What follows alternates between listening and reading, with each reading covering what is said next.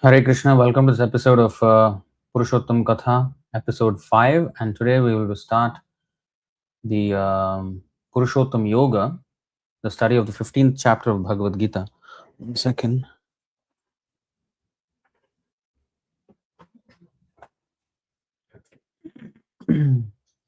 So, the study of the 15th chapter of Bhagavad Gita. I apologize for the delay. There was a massive technical problem. So, somehow we are online and hopefully it will be okay throughout the session. So, we will say our Mangalacharan prayers and we will start to study this 15th chapter. Om Namo Bhagavate Vasudevaya. Om Namo Bhagavate Vasudevaya.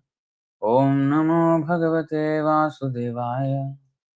Om Ajnanatimirandhasya Jnananjanasalakaya Chakshurunmilitam Yena Tasmai Shri Gurave Namaha.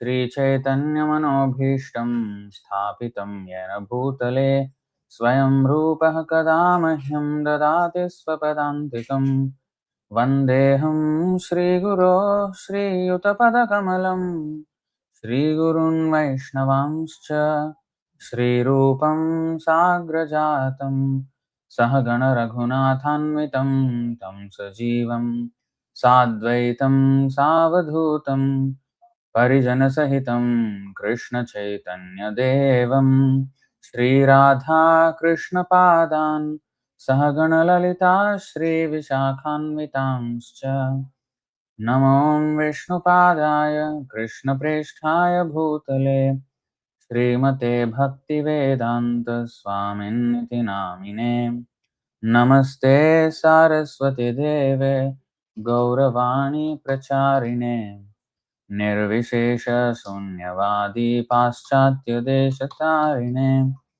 Namo Vishnu Padaya Krishna Presthaya Bhutale Srimate Bhakti Siddhanta Saraswati Namine Shri Varshabhanavi Devi Dayitaya Kripabdhaye Krishna Sambandha Vijnana Dayine Prabhave Namaha Madhuryojjvala Premadhya Shri Rupanuga Bhaktida Shri Gaura Karuna Shakti Vigrahaya Namostute Namaste Gauravani Shri Murtaye Dinatarine Rupanuga Viruddhapa Siddhanta Dhvantaharine Namo Gaura Kishoraya Sakshad Vairagya Murtaye Vipralambhara Sambhode Padambujayate Namaha Namo Bhakti Vinodaya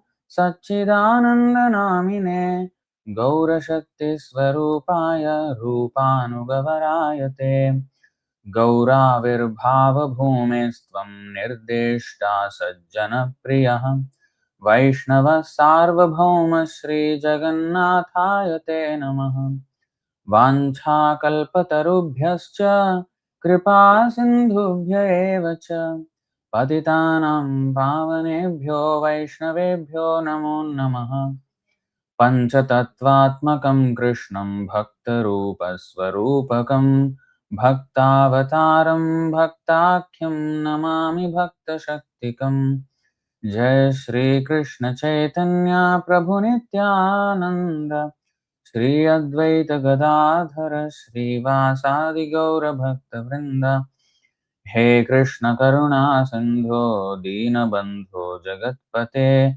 Gopesha Gopika Kanta Radha Kanta Namostute Tapta Kanchana Gaurangi Radhe Vrindavaneshwari Vrishabhanu Sute Devi Pranamami Hare Priye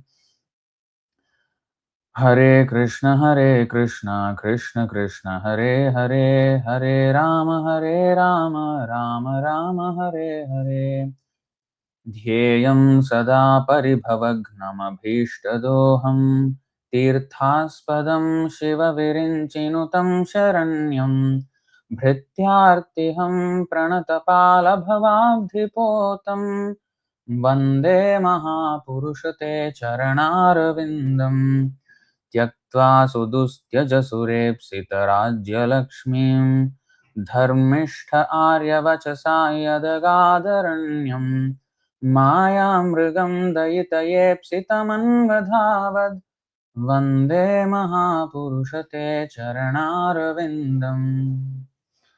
Hare Krishna. So, we will start the study of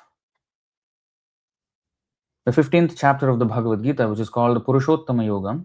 And it has a beautiful, the chapter itself is a beautiful summary of the entire truth of all existence.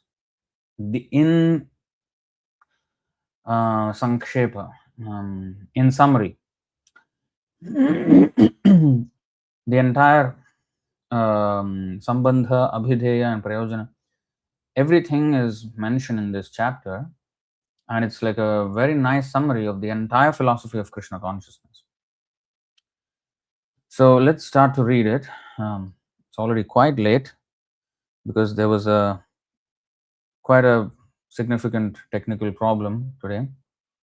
I was supposed to start at 7:30, but it took me so long to actually get up and running. So anyway, the yoga of the Supreme Person, Puruṣottama-yoga. Summary.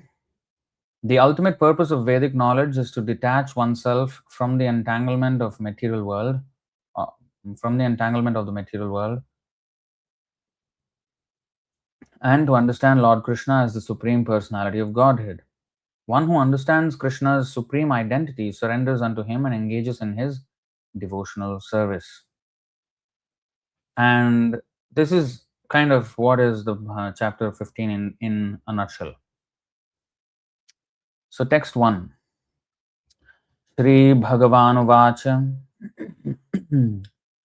ऊर्ध्वमूलम् अधः शाखम् अश्वत्थं प्राहुरव्ययम् छन्दांसि यस्य पर्णानि यस्तं वेद स वेदवित्.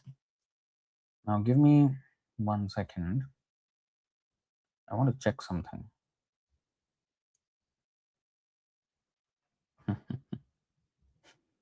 Okay.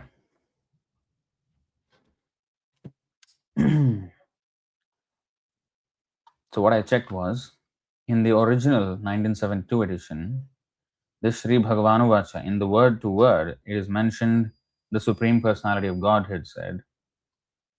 And here, the Blessed Lord said, I hate the Blessed Lord phrase, because that's not what Prabhupada used. That's not his style.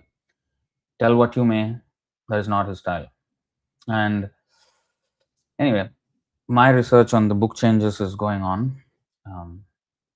And I will have to release a video particularly on that. But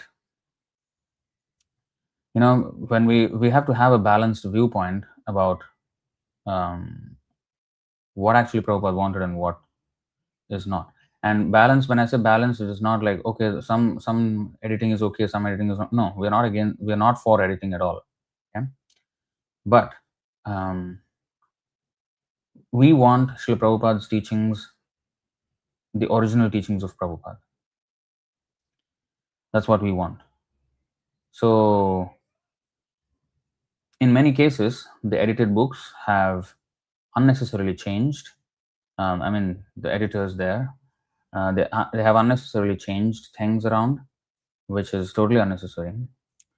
Now, the original 1972 was approved by Prabhupada, and we agree to that. And but even after his approval, he himself pointed out some things which were which he wanted changed. And a big issue, I mean, one of the big issues that, because Prabhupada's, if you see the manuscript of what Prabhupada wrote, there he used the phrase Supreme Personality of Godhead. Not only Prabhupada, Bhaktisiddhanta Saraswati Thakur also used Supreme Personality of Godhead, or sometimes Godhead and Personality of Godhead, like that. And Prabhupada's signature phrase for Bhagavan is Supreme Personality of Godhead. It is very, very deliberate and it is very meaningful. The Blessed Lord pales in comparison, to be very honest, it's ambiguous. It's ambiguous. Prabhupada did not use the Blessed Lord ever. Now, he read from the Bhagavad Gita and 173 lectures, I think, so 143 or something, where the Blessed Lord was there, and then he did not really say much about it. But when it was being included in 1972 edition by Hayagriva Prabhu, Prabhupada half-heartedly accepted Hayagriva Prabhu's suggestion that we use Blessed Lord instead of the Supreme Personality of Godhead. Blessed Lord is easily understandable by the West. Apparently, Prabhupada half-heartedly agreed to that. But as you can see, the word to word, even in the original, Bhagavan Vacha, the Supreme Personality of Godhead said. So, how to even follow, how to have the book? We have to have the original book for sure, but I think some footnotes and notes have to be included, and we have to be transparent about it.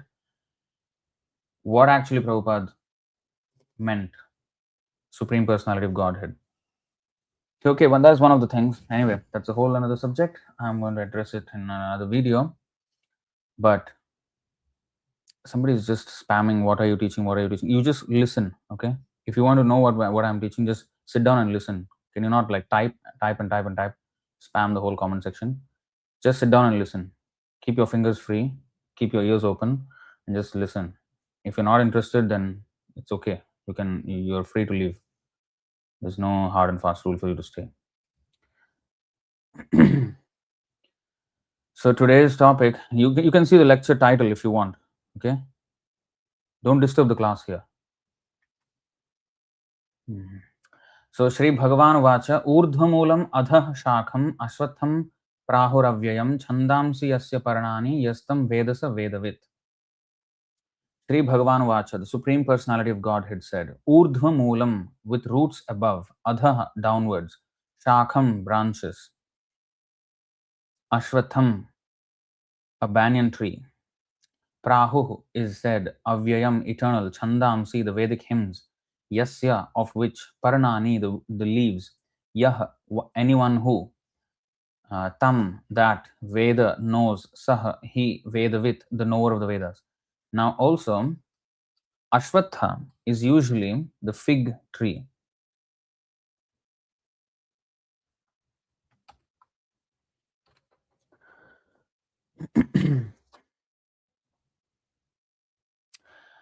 It's actually the fig tree, Ashwatha. For banyan tree, it is usually mentioned as Vata. But sometimes Vata may be used in some cases for banyan tree. But usually Ashwatha is the fig tree.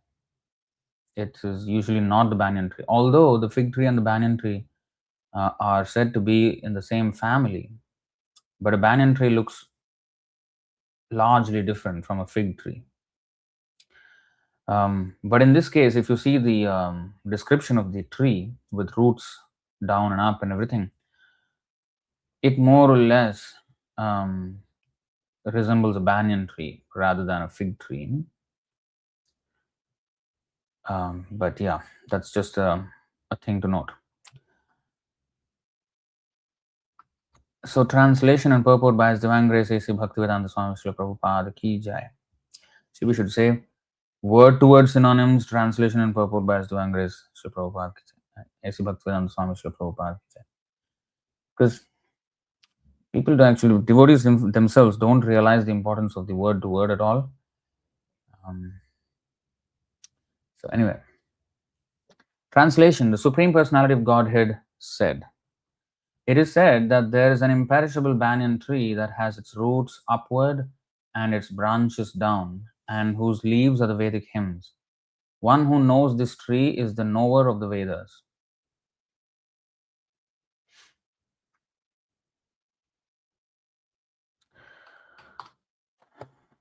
We're going to go through the purports, and I kind of wanted to summarize, but maybe I'll summarize at the end, so that will kind of bring everything together. Um,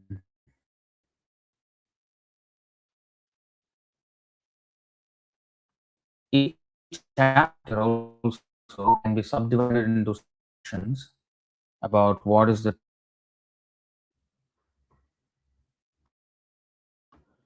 Hare Krishna. Kindly let me know if everything is again. So today we have quite a technical challenge. I'm sorry. I think the video just was interrupted, right? How was the audio interrupted? I also want to know. I hope I'm visible now. I think, I don't know. I expect problems in today's session. I was not expecting after this tweaking, but now I don't know. Again, something is problem. Kindly let me know if it's still stuck, because it appears moving to me now. Now also the video is a problem. Now okay. Okay. I'll try to be. Okay.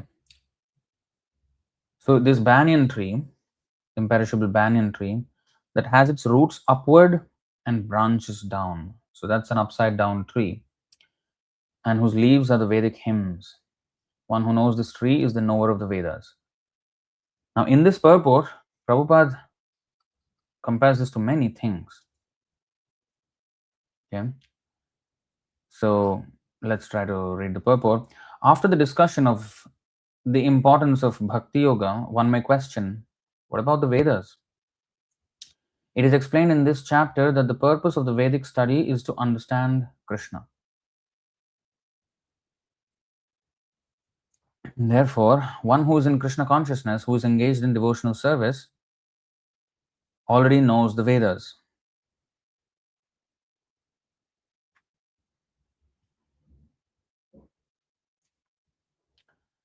Who is engaged in devotional service, he already knows the Vedas. Okay. The entanglement. So this is the thing. Vasudeve Bhagavati Bhakti Yoga Prayojitaha Janayatyashu Vairagyam Jnanam Chayad Ahaitukam 127 of Srimad Bhagavatam, where it is said that by devotional service, one is automatically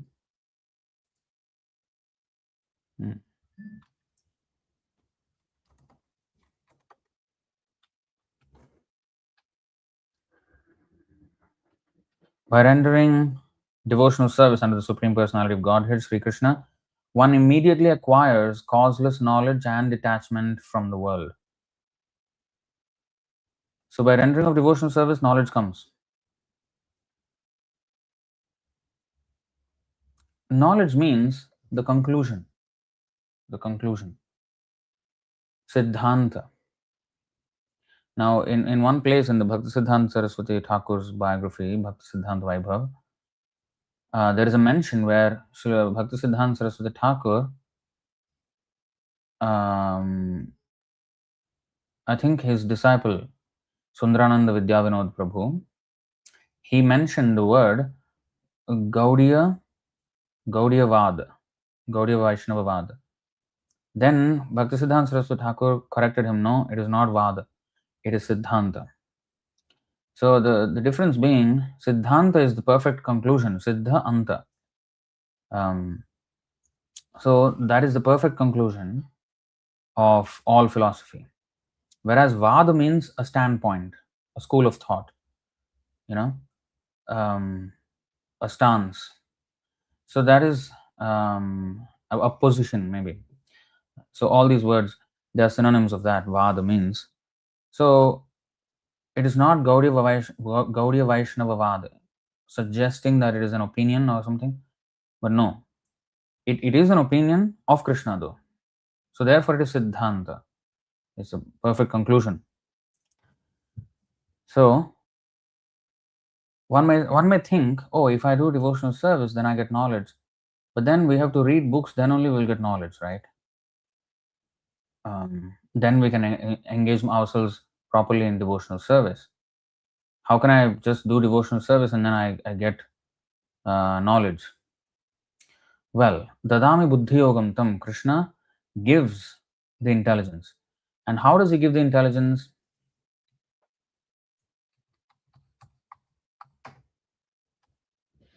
Naivopayantyapachitiം kavayasthavesha brahmayushapi kritamriddhamudah smarantah yondarbahistanubhritam ashubham vidhunvan acharya chaitya vapusha swagatim vyanakti.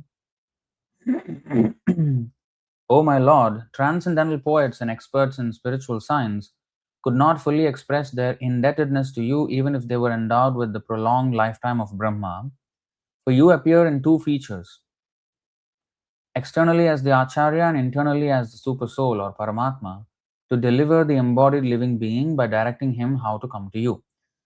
So, bhakti means it includes Shravanam, Kirtanam, Vishnoh Smaranam, then all the other rest. So the first thing is Shravanam. And when we do Shravanam from Krishna or his pure devotee, the pure devotee, the Acharya, is a manifestation of the mercy of Krishna and therefore his divine grace. What is that? His divine grace title? Krishna Kripa Murti in Sanskrit. Krishna Kripa Murti, the personification of Krishna's mercy. So his divine grace means Krishna's divine grace, and it is referred to, like, when we say his holiness, his majesty. So that is addressed to a holy figure, a religious figure, or a monarchical figure in the British Empire. So his divine grace means Krishna's divine grace, Krishna Kripa Murti, his divine mercy. So the Acharya is the personification of Krishna's mercy. So when he is telling something, that is Krishna's mercy. It is not the result of our speculation. Hearing from Krishna or his pure devotee, his representative, that is bhakti. That is part of bhakti. So bhakti, Navavidha bhakti, first is Shravanam. So going back, so when we then causeless knowledge and detachment from the world. So causeless knowledge means there is no beginning of such knowledge. It was not invented at a certain time. It is eternal, causeless. Cause, when there is a cause, there is an effect. That means it is temporally bound. Temporally bound means bound by time. But when it is causeless, there is no cause, there is no beginning. Anadi. So this knowledge, Vedo Narayana Sakshat. So the Vedas are eternal. Therefore, it is causeless knowledge. And detachment from the world. The detachment from the world happens because of proportionate attachment to Krishna. So in that way, knowledge comes. And perfect knowledge comes. Whereas if I want to exercise my senses and instruments and intellect and mind and everything to arrive at a conclusion, and then if it leads me to Krishna, then I will do devotional service, I will perform devotional service. It will never happen. So, but knowledge will come when we take Krishna's knowledge and surrender to it. Surrendering to the knowledge means, first of all, accepting it. Sarvam etadritam manye yanmam vadasi Keshava. Arjuna said, whatever you say, Krishna, I accept. Sarvam etadritam manye. and not just blindly accept. Also, do vimarshanam on that, contemplate on it. Tat shrinvan supathan vicharanapara bhaktya. By devotional service, we have to do all this. Shrinvan, supathan, and vicharana, not just academic study. Bhaktya. Then vimuchyan naraha. Then we will be released from the material illusion. So,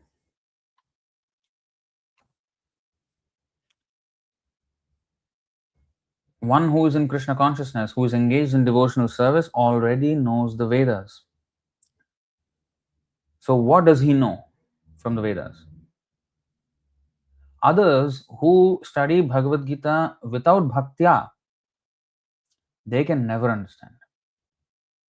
Yasya deve para bhaktir yatha deve tatha gurau tasya ite katitha hyarthaha prakashante mahatmanah. Shvetashvatara Upanishad says, one who has implicit faith in Guru and Krishna, that means total, unwavering faith in Guru and Krishna, proper Guru, okay? Don't be misled by nonsense. So, such a person, he can understand the secret and the purpose of the Vedas. Injunctions is one thing, the purpose of those injunctions is another thing. Many people get embroiled in the injunctions and the tiny rewards that are offered sometimes, that are promised in the Vedic literature, just to induce less intelligent people to take to Vedas. If we think that that is all in all, then that is a problem. So, we will understand all of that here in this purport. Prabhupada is explaining very, very nicely the whole upside down banyan tree. Okay. So, how many features of this banyan tree can we understand? Okay. Let's take note of that as we read the purport. The entanglement of this material world is compared here to a banyan tree. For one who is engaged in fruitive activities, there is no end to the banyan tree. He wanders from one branch to another, to another, to another. The tree of this material world has no end, and for one who is attached to this tree, there is no possibility of liberation.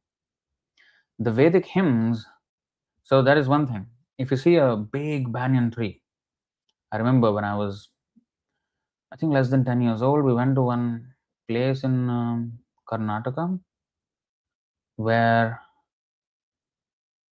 there was a banyan tree, old banyan tree, which was so huge. I think it is, the expanse of it is, I don't know how many hundreds of meters. It was like 1 square kilometer, or total of 4 square kilometer. I don't know, 1 square kilometer, maybe something. I don't remember the numbers, but huge, massive, and so many roots that that hung down. Eventually, went to the ground and became roots themselves, and then that network spread, and that network spread, and it just spread and spread and spread. I remember we played on it as well. We swung, holding on to the roots. I don't know. I need to check again if there is that banyan tree still. That was like 30 years ago. I'm talking about when I was a small kid. So, so he wanders from one branch to another, to another, to another. So imagine a huge, massive tree, and that is just I'm saying maybe 1 square kilometer. I'm just again guessing here. Imagine a tree which is starting from the Brahmaloka and all the way to the. That's why Prabhupada said these planetary systems are like a chandelier starting from Dhruvaloka, and that is like the branches and the upside down tree. It is both physical and subtle. I mean, it's gross and subtle because it is not just a physical tree. In fact, there is no actual tree. In fact, that is also said later on. Nobody perceives that tree here. But there is a tree, a figurative, not just a figurative, it's a subtle tree. And so let's see what it is. The entanglement is compared to the banyan tree, and one who's engaged in fruitive activities goes from one branch to another, sometimes higher, sometimes lower. So that is sometimes in the mode of goodness, sometimes in the mode of passion, sometimes in the mode of ignorance, sometimes again goodness, passion, ignorance, like this. Just Brahmanda Brahmite. The tree of this material world has no end, and for one who is attached to this tree, there is no possibility of liberation. The Vedic hymns meant for elevating oneself are called the leaves of this tree. So, the Vedic hymns are the leaves. That is subtle. See, that is not a physical thing. But even that chandelier, the structure of the universe, is compared to a banyan tree, upside down banyan tree. But this leaves being the Vedic hymns, that is a subtle version of it. And also, like a family tree, there is, one grandsire, not one, but he's himself part of a huge tree, and this is just one branch of it, one section of it. And from one, I remember when my father, I was a kid, my father drew a family tree of our family, tracing back to I think 10 to 12 generations. I think 10 generations. So he had the name of that person. So again, in with time, everybody will just become a list of names. Will be joined in the list of names. But there's a family tree. So the person has like few children, and they have multiple children. Each one of them have multiple children. So it's like a tree. That is also a tree. Sampradaya is also a tree. Acharya Santana. So it is also a tree. So here, the species, all the different the Prajapatis are from Brahma, and then they populating the universe. That is like a tree. In fact, the whole creation is the Gotra Dharma. So the whole creation is in a fashion of a tree. In the fashion of a tree. It is not like a central factory where everything is produced. No, it is like a tree. So the Vedic hymns are the leaves of this tree. The tree's roots grow upward because they begin from where Brahma is located. That's the tree's roots. The topmost planet of this universe. If one can understand this indestructible tree of illusion, then one can get out of it. So again, it is mentioned here that it is an indestructible tree of illusion. So what is that? So that will be mentioned later on in the purport. This process of extrication should be understood. This process of extrication from this entanglement should be understood. So that is the whole point of the Vedas. The Vedas are not meant to just give food or information to an armchair speculator. No. The whole purpose of the Vedas is to enable us to escape this great tree of illusion. So this process of extrication should be understood. In the previous chapters, it has been explained that there are many processes by which to get out of the material entanglement. And up through the 14th chapter, we have seen that devotional service to the Supreme Lord is the best way. Now, the basic principle of devotional service is detachment from material activities and attachment to the transcendental service of the Lord. So this very sentence here forms kind of the root of this entire chapter, and particularly this verse. So the basic principle of devotional service is detachment from material activities and attachment to the transcendental service of the Lord. That's it.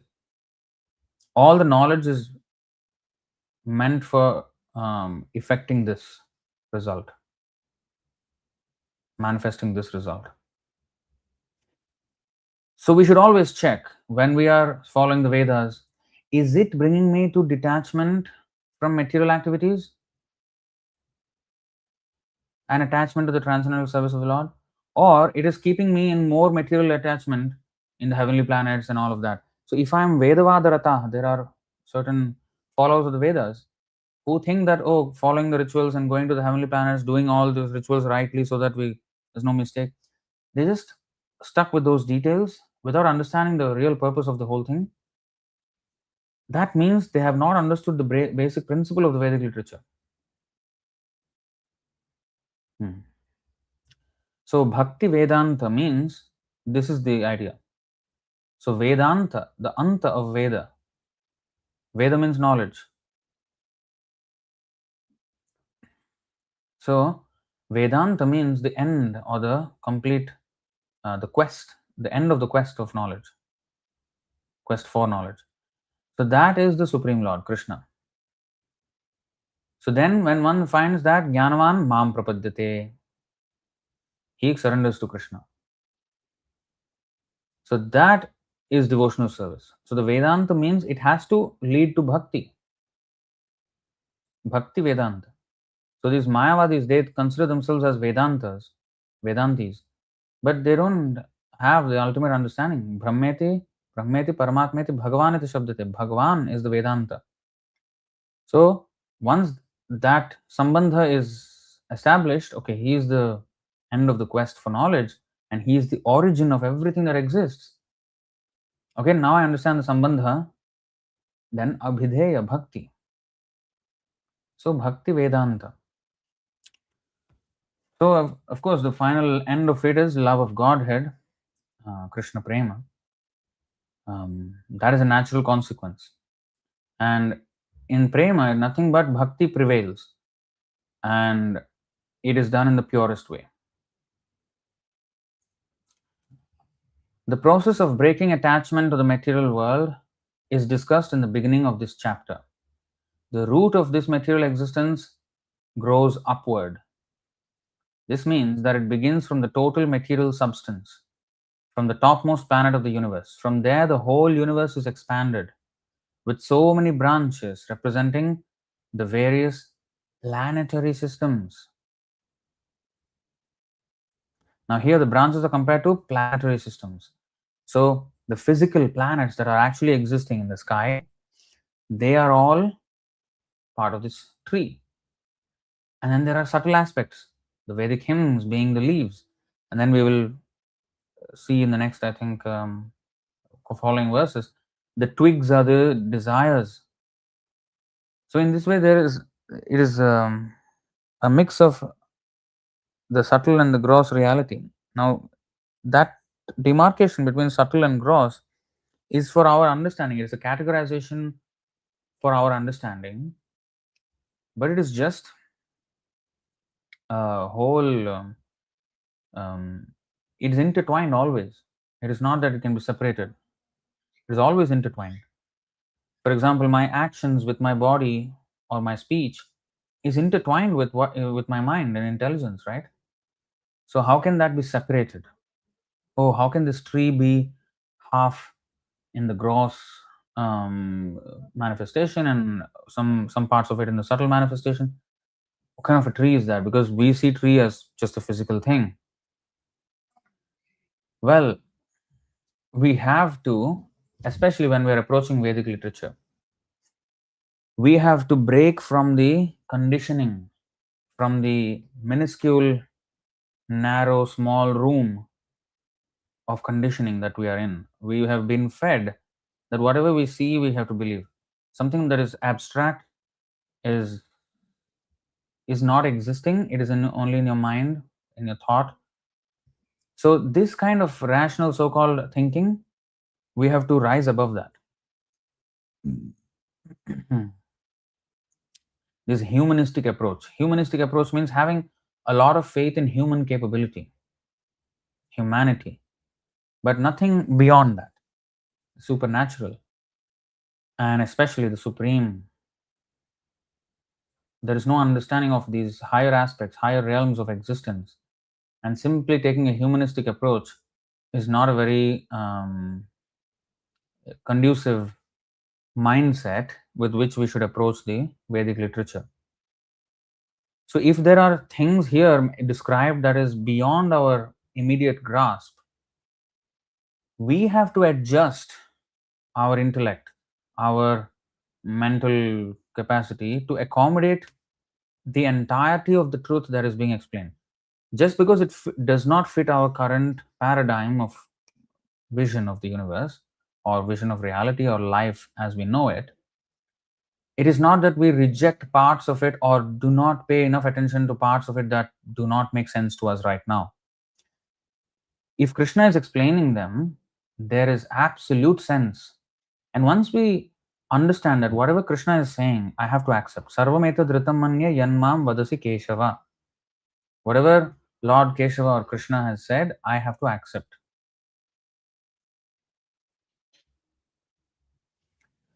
So, if I am having difficulty accepting, then I have to expand my comfort zone of what uh, parts of knowledge I can accommodate in my tiny intellect. And that's how we grow. Krishna will not lie to us. Oh, Krishna, oh, that doesn't make sense. Okay, this part is nice. That part I will not talk about it. No, that is offense. We're trying to judge Krishna's knowledge by our own tiny intellects. That is, we should not never do that. Achintya khalye bhavan natam tarkena yojayat. Krishna is achintya, and that means inconceivable, and therefore we have to accept whatever he says. We cannot like speculate. Okay, so the fruits represent the results of the living entity's activities, namely religion, economic development, and sense gratification and liberation. Again, the branches of the planetary systems, which is also, by the way, the planetary systems, we think it is gross. Okay, the planets are there. No, it is also subtle. Because these planetary systems, the 14 planetary systems layered according to the piety of the inhabitants therein, may not be the way in which we perceive the universe.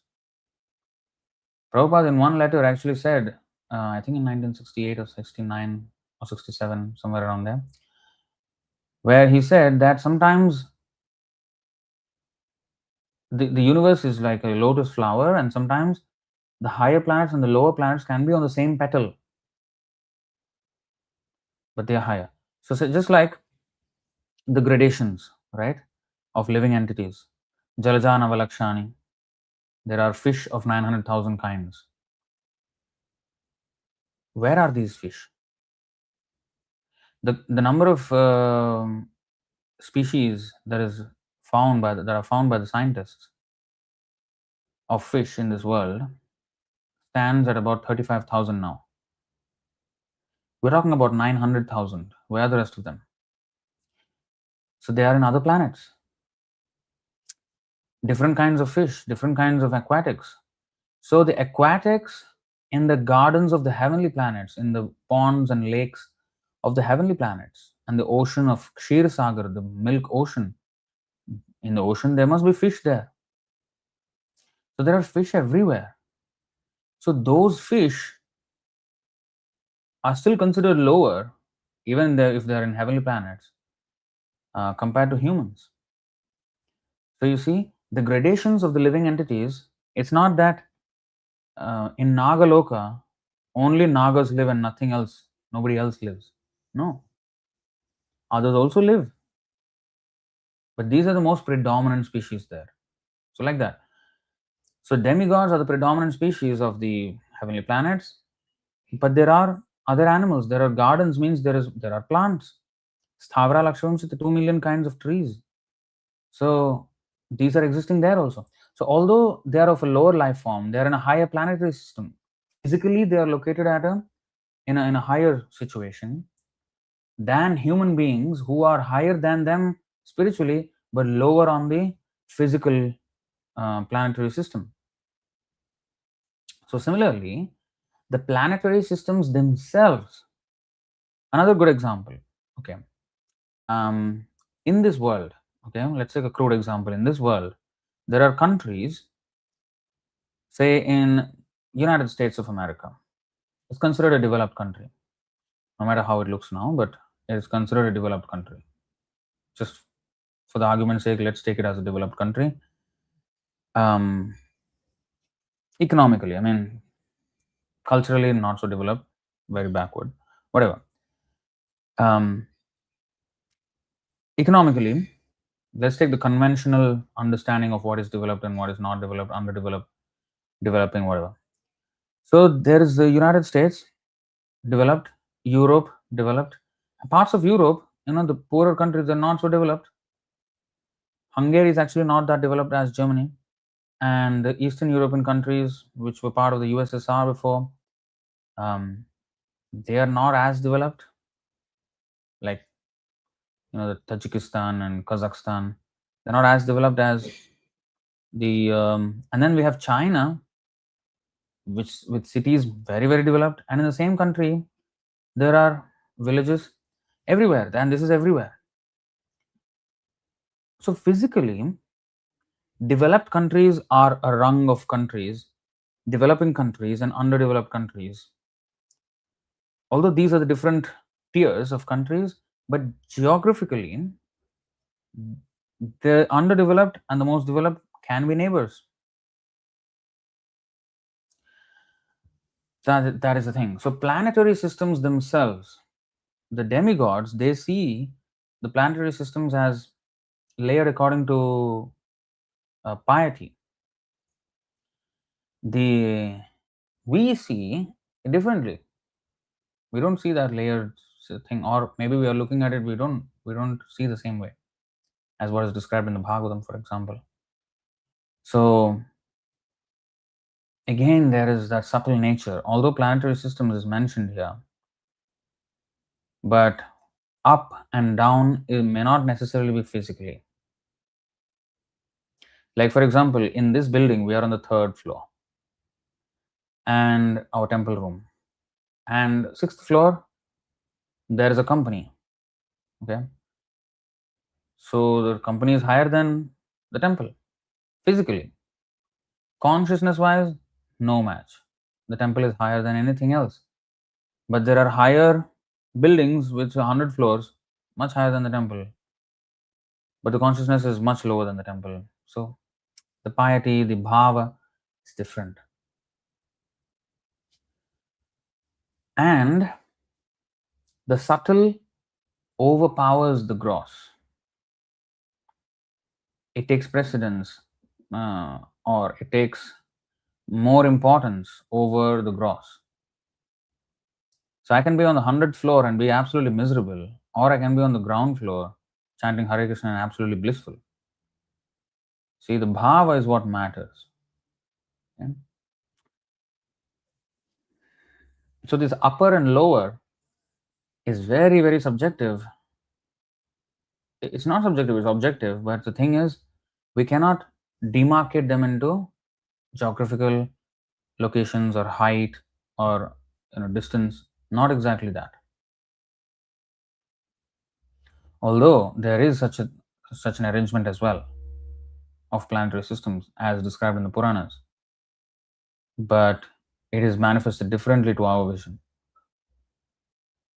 And even in the planetary systems which are layered according to the demigods, according to the Puranic description, there are gardens in the heavenly planets, of course, right? There are not only demigods, there are trees there. Otherwise, you cannot have a garden. You cannot have flowers and fruits in the heavenly planets. Otherwise, if there are only demigods, so there are these things, but they are considered lower life forms. So okay, so in that way we have to understand. So representing various planetary systems, the branches, the fruits represent. So on the branches, the fruits are there, but the fruits are what? They are subtle, namely religion, economic development, sense gratification, liberation, dharma, artha, kama, moksha. So in fact, if we understand the purpose of this tree, it is to bear the fruit. What is the fruit? Think about it from Krishna's perspective. Why are these considered the fruits? Why can't something else be the fruit? Why can't the scientific advancements of the scientists be the fruit of civilization? Why can't that be the fruit? This is the problem. When we should not think of it from our viewpoint. We should think of it from Krishna's viewpoint. So from Krishna's viewpoint, The purpose of creation is to rectify us. And anybody who is on the path of elevation, so they are not exactly devotees yet, because prema pumartho mahan, the love of Godhead, Krishna prema, is the highest. That is the actual fruit, the real fruit. Nigama kalpataror galitam phalamidam. The Bhagavatam represents that fruit of bhakti. So, but on the path of that, to encourage people who are not exactly on that stage, from the, so you see, you have to understand that it is our independence. Yesterday we have seen Yathechasi Tathakuru. And in Chaitanya Charitamrita also, do as you wish, Chaitanya Mahaprabhu said to his servant Govinda. So that is an eternal principle. He never interferes with our independence, but he wants to, although he doesn't interfere with our independence, by his kindness, he tries to nudge us into becoming his devotees again for our own benefit. He nudges us, but he leaves it to us to make the decision. But he tries to nudge us, even when we are absolutely not interested. He will try to, with the Vedic literature, he's trying to guide us, shepherd us to, corral us to the path of elevation. So in that path of elevation, there is dharma, artha, kama, moksha. So one is encouraged to pursue these things. So those are considered fruits because Krishna's original, like when we plant a mango tree, we want the mango fruit. That is the ultimate achievement of the labor of planting the seed and watering and taking care of the plant and tree eventually. So the fruit is I get a mango. I get mangoes. So the fruit of this entire endeavor to create the material world and all of this is so that people will actually take to the path of elevation. Now, although these four, dharma, artha, kama, moksha, are not the ultimate fruit, but they are fruits nonetheless, and at least when one is on that path, then he can be injected with higher knowledge when he's cultured, when he's following this dridha vrata. Then it becomes easier for him to accept and um, assimilate into his life. That is the hope of Krishna. So therefore, those are the fruits. You got to understand from the gardener's perspective, from the planter's perspective, the agriculturist's perspective, what is the fruit? Not that whatever, like, if he wants, the agriculturist, the farmer, if he wanted to, harvest tomatoes, so he sows the tomato seeds and eventually he takes care of the plants. Now, if there is some other plant there, weed, and it's also producing some fruit, that's not the fruit he wants. So he will probably pluck it out. So similarly, so you have to always understand it from Krishna's perspective. So dharma, artha, kama, moksha are the fruits. So now, Prabhupada is saying, there is no ready experience in this world of a tree situated with its branches down and its roots upward, but there is such a thing. That tree can be found beside a reservoir of water. We can see that the trees on the bank reflect upon the water with their branches down and roots up. Where are we? We can see that the trees on the bank reflect upon the water with their branches down and roots up. In other words, the tree of this material world is only a reflection of the real tree of the spiritual world. This reflection of the spiritual world is situated on desire, just as a tree's reflection is situated on water. Now, important things here. This analogy, if we break it down, so understood. So the reflection of the tree on in the water, that is the tree. So this whole tree itself is an illusion. But How can it be the illusion? Because it is a reflection. It is a reflection. Um, I think there is a similar. I don't know if I can take it out here. I can read what I found today. Mhm.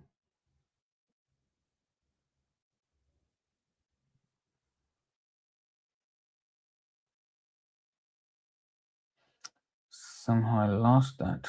Okay.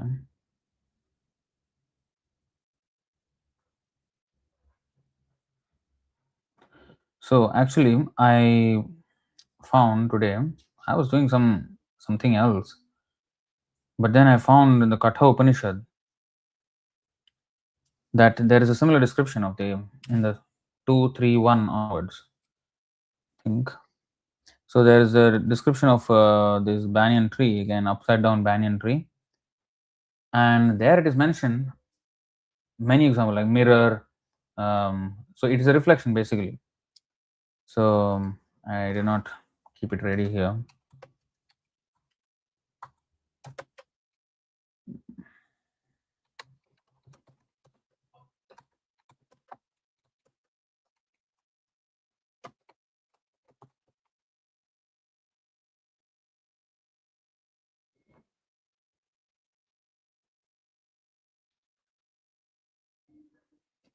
One second.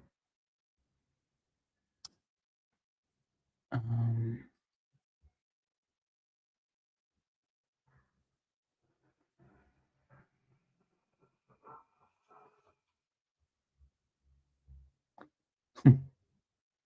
um,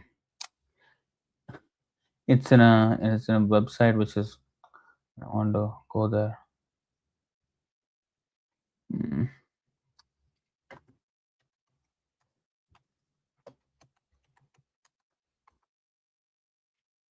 Okay, here we have it. Okay, let me see if I can show this to you. Give me 1 minute. I will have to set up the screen for you.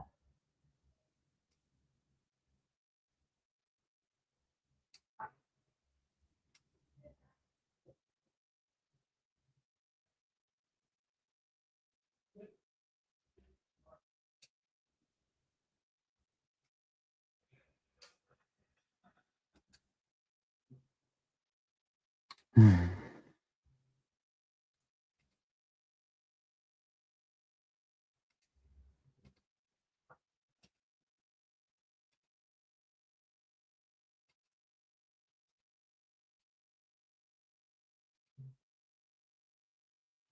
Okay, so here we have it. That's a little bit. 1 second.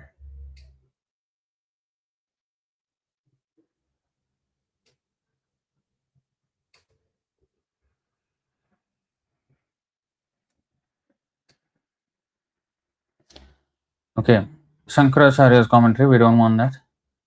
But you see, this is, I hope you can see it.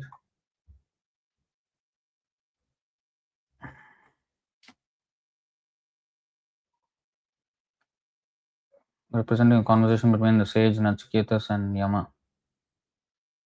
So, okay. ऊर्ध्वमूलो वा ऊर्ध्वमूलो वाक्शाखः एषोऽश्वत्थः सनातनः तदेव शुक्रं तद्ब्रह्म तदेवामृतमुच्यते तस्मिन् लोकाः श्रिताः सर्वे तदुनात्येति कश्चन एतद्वै तत्. Roots up and branches down in this ancient Ashwatha tree that its source is pure. So, okay, that is pure, that its source being pure. So, the translations are not very nice like in Prabhupada's books. So, it's a little bit, sometimes it's sentence structure, they kind of literally translate it and then don't put an effort. And also, not done by a pure devotee, so it's not as clear sometimes. But If we can get an idea, okay? So that is Brahman. The source of that Ashwatha tree is Brahman. That means Parabrahman, ultimately Krishna. Krishna is the source of that tree. On that do all worlds depend, and none passes beyond that. This verily is that. So this verily is that. So there's no meaning to that for us. But that's kind of how the translation is done. Okay, so the next verse, 232 in Katha Upanishad. Yadidam kimcha. So even the you see yad idam is a separate word, but again separation is not done properly. Yadidam kimcha jagat sarvam prana ejati nihsritam mahadbhyam vajramudyatam ya etad viduram yad etad vidur amritaste bhavanti. All this universe evolved from prana, moves while prana is a mighty terror. The thunderbolt uplifted. Those who know this become immortal. Again, the translation is like a little bit horrible. The prana, the life source, actually is Krishna. Is referring to Krishna. But because the real life, the source of all life is Krishna. The universe evolved from prana. So in that way it is mentioned. Now next. It becomes more clear now in these verses.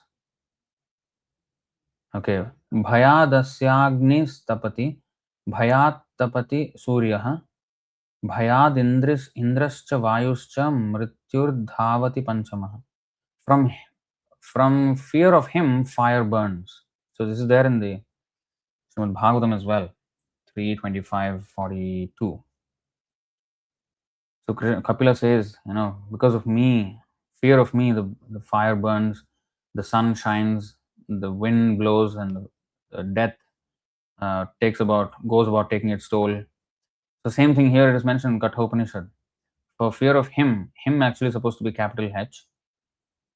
Fire burns, from fear the sun shines, from fear Indra and wind, Indra and Vayu, and death personified, the fifth speeds or proceeds from.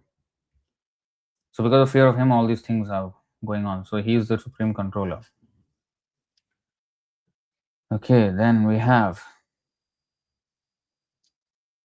yes, iha chedashakadbodhum praksharirasya visrasaha tatah sargeshu lokeshu sharirattvaya kalpate.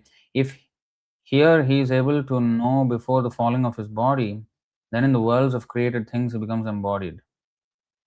It's a horrible translation. So anyway, so before our body falls down dead, if we can know about this,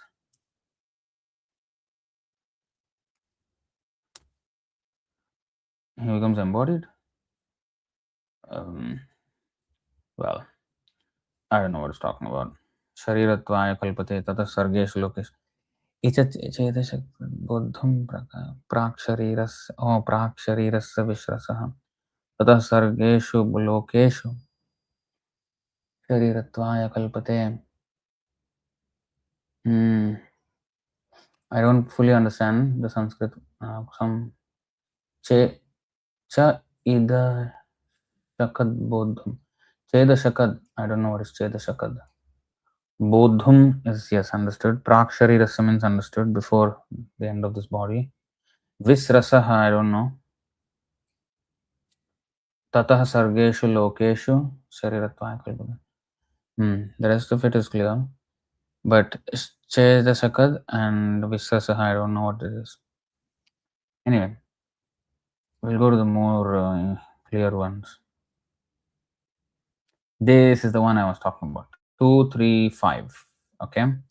Yatha darshe tathatmani yatha swapne tatha pitriloke yathapsu pariva dadrishe tatha gandharvaloke chaya tapayoriva brahmaloke. As in a mirror, so within oneself. As in dreams, so in the world of the mains. Mains means the forefathers. As distinctly seen in water, so in the world of the Gandharvas. as of light and shade, so in the world of Brahma. So again, the translation is kind of off, very off. So, but you can see the mirror, the examples of the, this is actually what I wanted to show you. I don't want to torture you with these translations, but this is what I wanted to show you. Adarsha means mirror. So as in a mirror, so mirror is an example. The water, see, the water is an example here. Light and shade, or light and shadow, and light and reflection. Sometimes shadow and reflection is considered like same words are used. Pratibimba or chaya sometimes is used interchangeably in our literature. Prabhupada also used the word sometimes shadow and sometimes reflection interchangeably. Now, because they are not the reality, they're not the reality.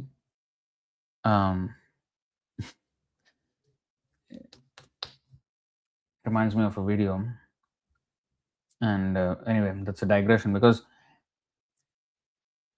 the principle is that so in our books also it is mentioned. Let me take it out.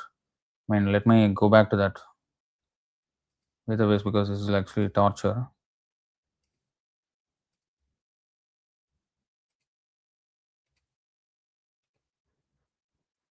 Okay, we're back to sanity. Okay, so two examples are given, especially one of which I remember. So the moon is in the sky, and then if we are sitting on the bank of a lake, and the moonlight is kind of reflecting in the lake. Now, if the lake moves, the water in the lake moves, the moon in the reflection sometimes seem to be oblong, sometimes the shape changes. So there is so much shape shifting that is happening, shape, changing of shape, but that is only in the reflection. All those changes are in the reflection. The original moon is untouched. So similarly, the soul is untouched, but the shadow or the reflection can move differently. So I was smiling a little while earlier because I remember this video when they they it's a funny video. So the person was doing one pose and he's not moving. The light behind him, it's in a dark room. So the light behind him, the source of the light was moving.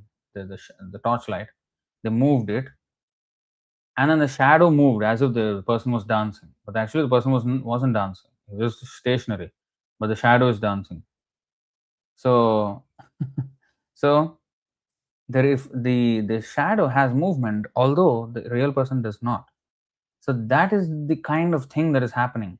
So we as the soul is immovable. We are immovable. In fact, Prabhupada says it is like the swapna. If you see the Kathopanishad just now, swapna was used, mirror was used, water was used. So similarly, Prabhupada said, this material, whatever we are seeing, is actually a swapna. We are in the spiritual world, actually, all of us. We are still in the spiritual world, but in a slumber. We are sleeping. And in that dream, we are here.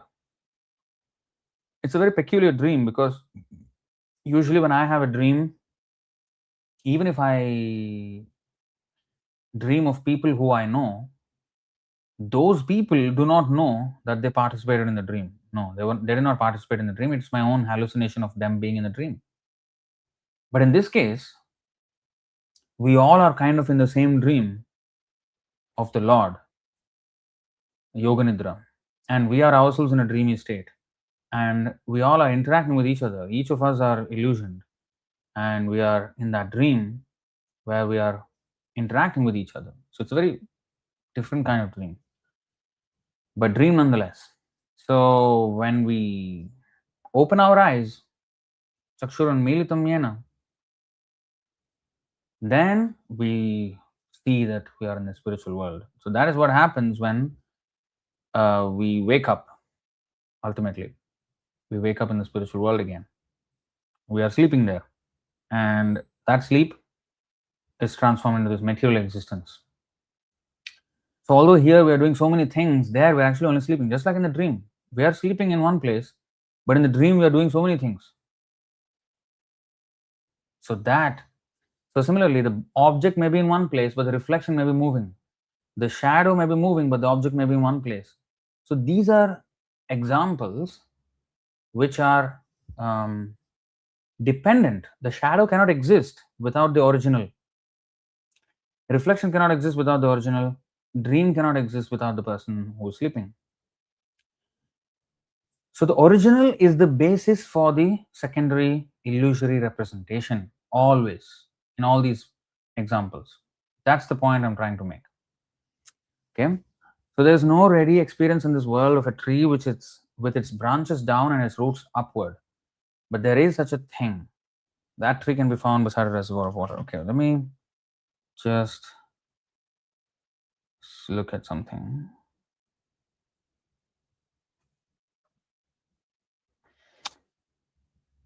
You see, in this chapter though, that idea of a reflection is never mentioned per se by Krishna. It was never mentioned that it's a reflection. Prabhupada is saying that it is a reflection. But then I showed you just now this Kathopanishad, which compared it to a mirror, sh- um, shadow, dream, water, reflection on water. So these things, all of these are secondary. So from there, this Prabhupada's explanation is from that Vedic statement of Kathopanishad. You see that 10.143 and 3.7.11. Yeah, this is so okay. Let's show that 3.7.11.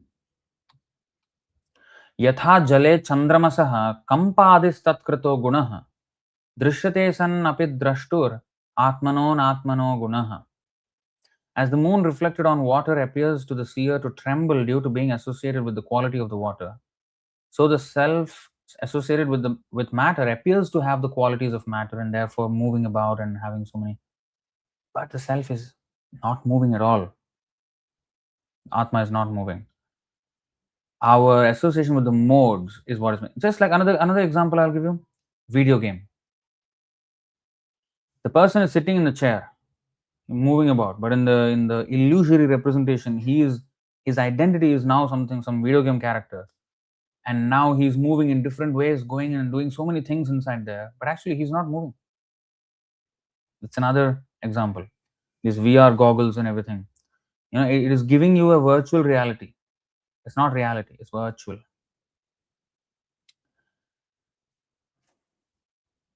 10.143. Okay.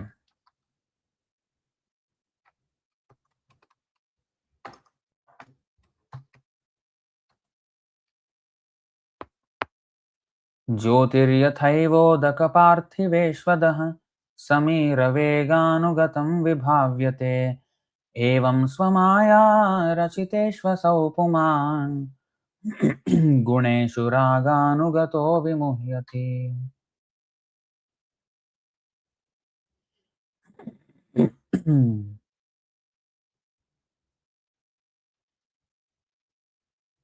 Vibhavyate appear in different shapes.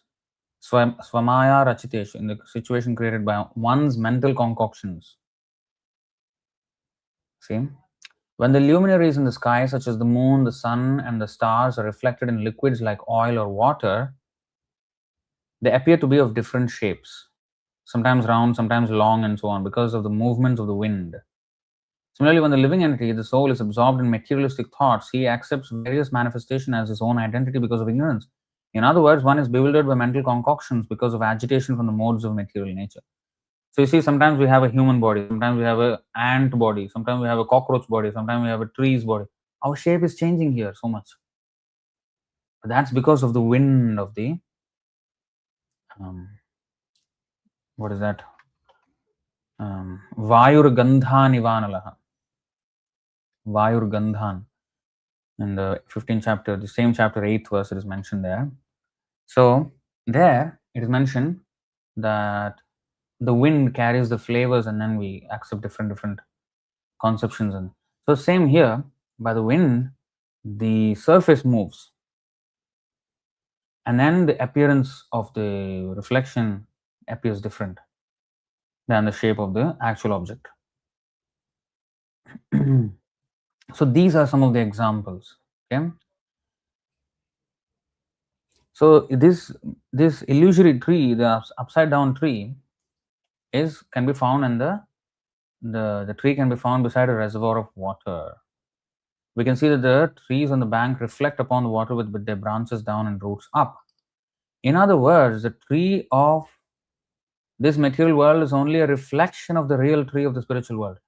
So this again is not mentioned in the chapter itself, in the Bhagavad Gita 15th chapter itself, that there is this original tree of which this is a reflection. But combining what is there in the Kathopanishad and those Srimad Bhagavatam quotations that were shown, so we can understand. So Prabhupada is synthesizing the philosophy for us. Nana Shastra Vicharanaika Nipunao Sadharma Samsthapakao. So the Goswamis did that. They studied a lot of Vedic literature and synthesized all the teachings. So for us to easily grasp the real flow of it. So he is bringing the logic to this description from all these references, although he did not quote those references per se, but we can find in these descriptions. So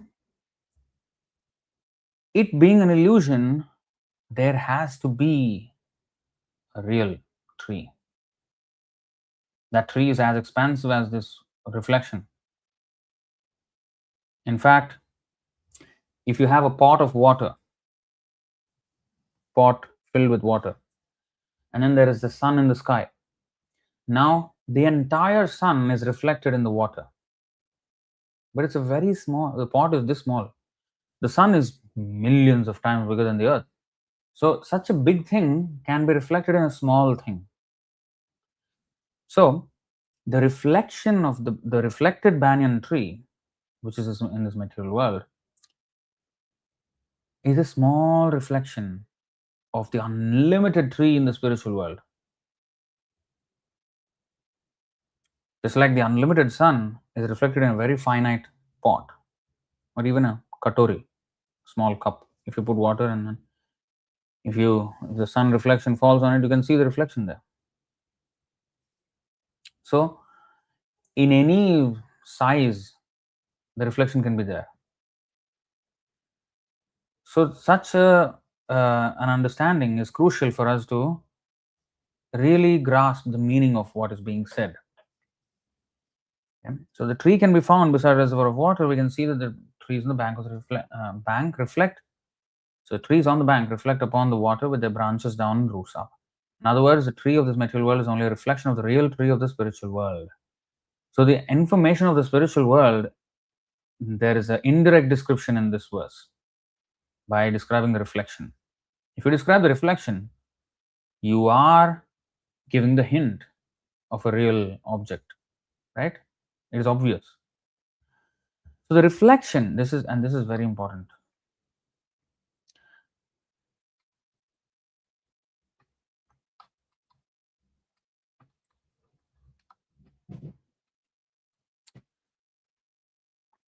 This reflection of the spiritual world is situated on desire. Just as a tree's reflection is situated on water. Desire is the cause of things being situated in this reflected material light.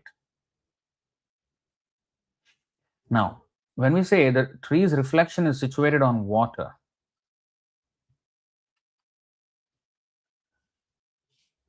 it is actually not on water. On the water, there is nothing. The surface of the water, even on the surface, physically there is nothing. It's how I see it. There is no tree actually. Is there a tree on the surface of the water? There is not. What is a reflection? If we really try to understand what is a reflection, A reflection can only exist if there is a person who is seeing it. For the person, there is a reflection. Try to understand. For the person seeing the real thing and the reflection, for him there is a reflection. There is no reflection on the surface of the water.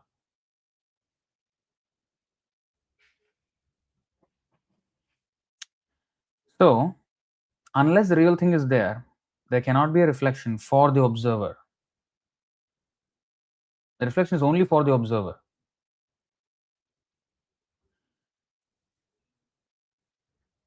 A mirror, for example. Okay? If you stand right in front of the mirror, you will see yourself. If you stand and look at it from the side at an angle, you will find something else that is in the other side of the room. So, what is on the surface of the mirror? What is the mirror made of? Is the reflection of whatever we are seeing on the mirror? It is not. My face is not on the mirror, or a cupboard, or a whatever, an object in the room is not there on the mirror. Although I see it in the mirror, it is not there on the mirror. It is according to my vantage point, how I am seeing it. So again, the illusion that it is on the mirror. So the tree's reflection is situated on water. Is it really? No. So what does it mean tree's reflection is situated on water? So it is only situated for us. For us, the observer, it looks like it is there. Again, it is not exactly situated on water, just on the surface. If you go 1 centimeter, 1 millimeter below the surface, there's nothing. On the surface also there is nothing actually, because if you take a drone and go to the surface of the ocean or a lake, you will not find any tree. But for me, I can see a tree from this vantage point. So where we are situated, that is what matters. For the monkey that is on the tree, if he looks into the water, he may not see a reflection unless at some points. If he is not even looking at reflection, if he is in the tree, there is no reflection for him. So for the person who's on the other side of the bank, for him there's no reflection. For me, there's a reflection. So it's very, very illusory, as you can understand now.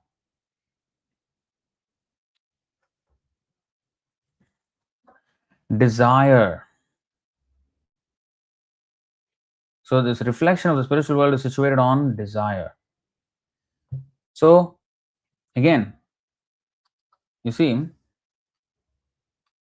so the reflection of the spiritual world means the material world. The material world is a reflection of the spiritual world. So the material world, if you substitute this, okay, maybe this reflection of the spiritual world, if you substitute this phrase for the material world, because the material world is a reflection of the spiritual world, right? A perverted reflection. So this material world is situated on desire. Try to think about it. So the material world is only here. Only here. It is actually the spiritual world. How my desire, just like anything. I mean, what is Yukta Vairagya? Asakta Rahita Sambandha Sahita. So my desire, no desire to enjoy it personally, but understanding its relationship with Krishna, using it in Krishna service, now that is spiritualized. Actually, it was spiritual, it was materialized because of my desire. And if my desire changes to serve Krishna, it will become spiritualized again. So the material world is situated on desire. Vishwam Purna Sukhayate for the devotee. Although for others it is Dukhalayam Ashashvatam. For the devotee there is no problem. That is because his desire is different. He's to serve Krishna. So when I have my own desire to enjoy, that's when this material world becomes prominent to us. So Maya is not a physical location. Although we are taught that the whole material manifestation, it is described like that. But for the devotee, he does not feel the pangs of the material world when he's in the material world. He does not feel it. Why? Because for him there is no material world at all. There is no material world for the devotee. For the So although it is described as a physical phenomenon, the material energy and this and that, it's the same thing actually. It's like Prabhupada mentioned many times, electricity.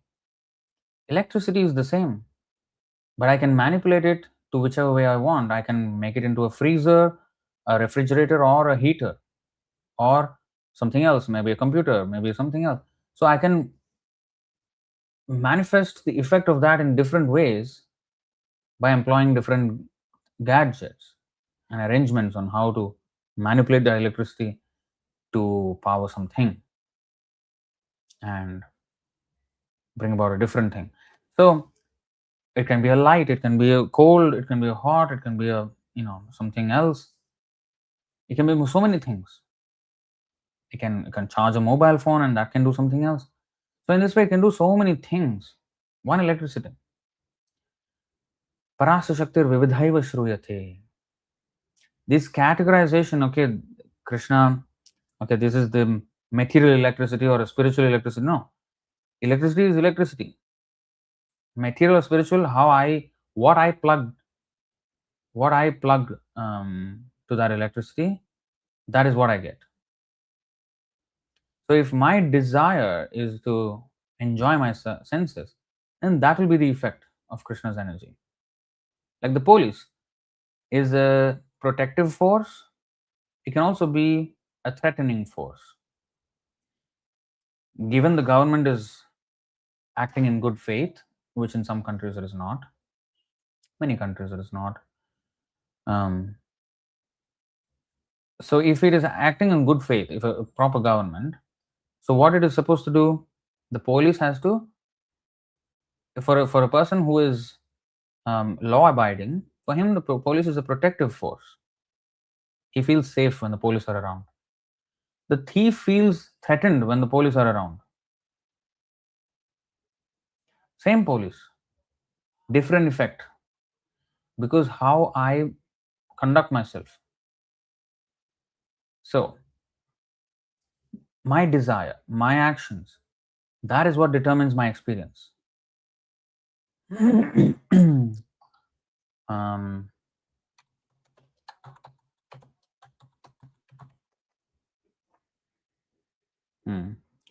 11:23:42 द्विज उवाच नायं जनो मे सुख दुःख हेतुर् न देवतात्मा ग्रह कर्म कालाः मनः परं कारणमामनन्ति संसार चक्रं परिवर्तयेद्यत्.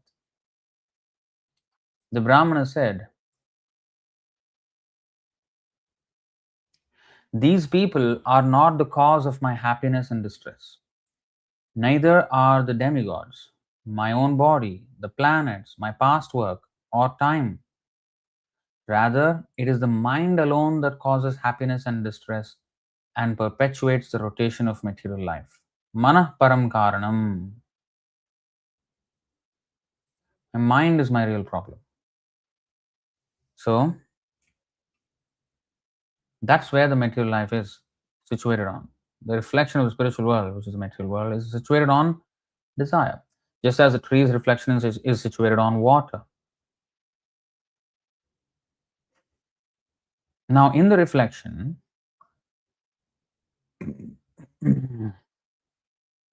there are leaves, there are so many things, fruits, but they're not real fruits, real things. They're the reflection of the real things. So, but noticing all of this, I can understand.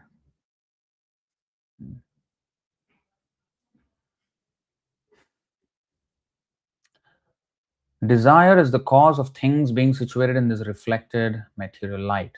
One who wants to get out of this material existence must know this tree thoroughly through analytical study. So analytical study should be there, should be done. Vimarshanam should be done. Vimarshanam means analysis. This analytical study should be carefully done, taking the instructions of the Vedas, understanding it, understanding all the details of it, and connecting it with our experience. So in that way, we have to understand everything. This tree, being the reflection of the real tree, is an exact replica. Everything is there in the spiritual world. So that is a very consequential statement, because we find here so many species, so many things, all of them are there in the spiritual world. If it is there in the reflection, it is there in the reality. So everything is there in the spiritual world. The impersonalists and also the relationships that are there in this world, appreciation, servitude, fraternity, um, paternal affection, and conjugal, all of these are also there in the spiritual world. If they are here, they must be there. Perverted reflection. That's why this description of the upside down banyan tree is very, very, very crucial to understand.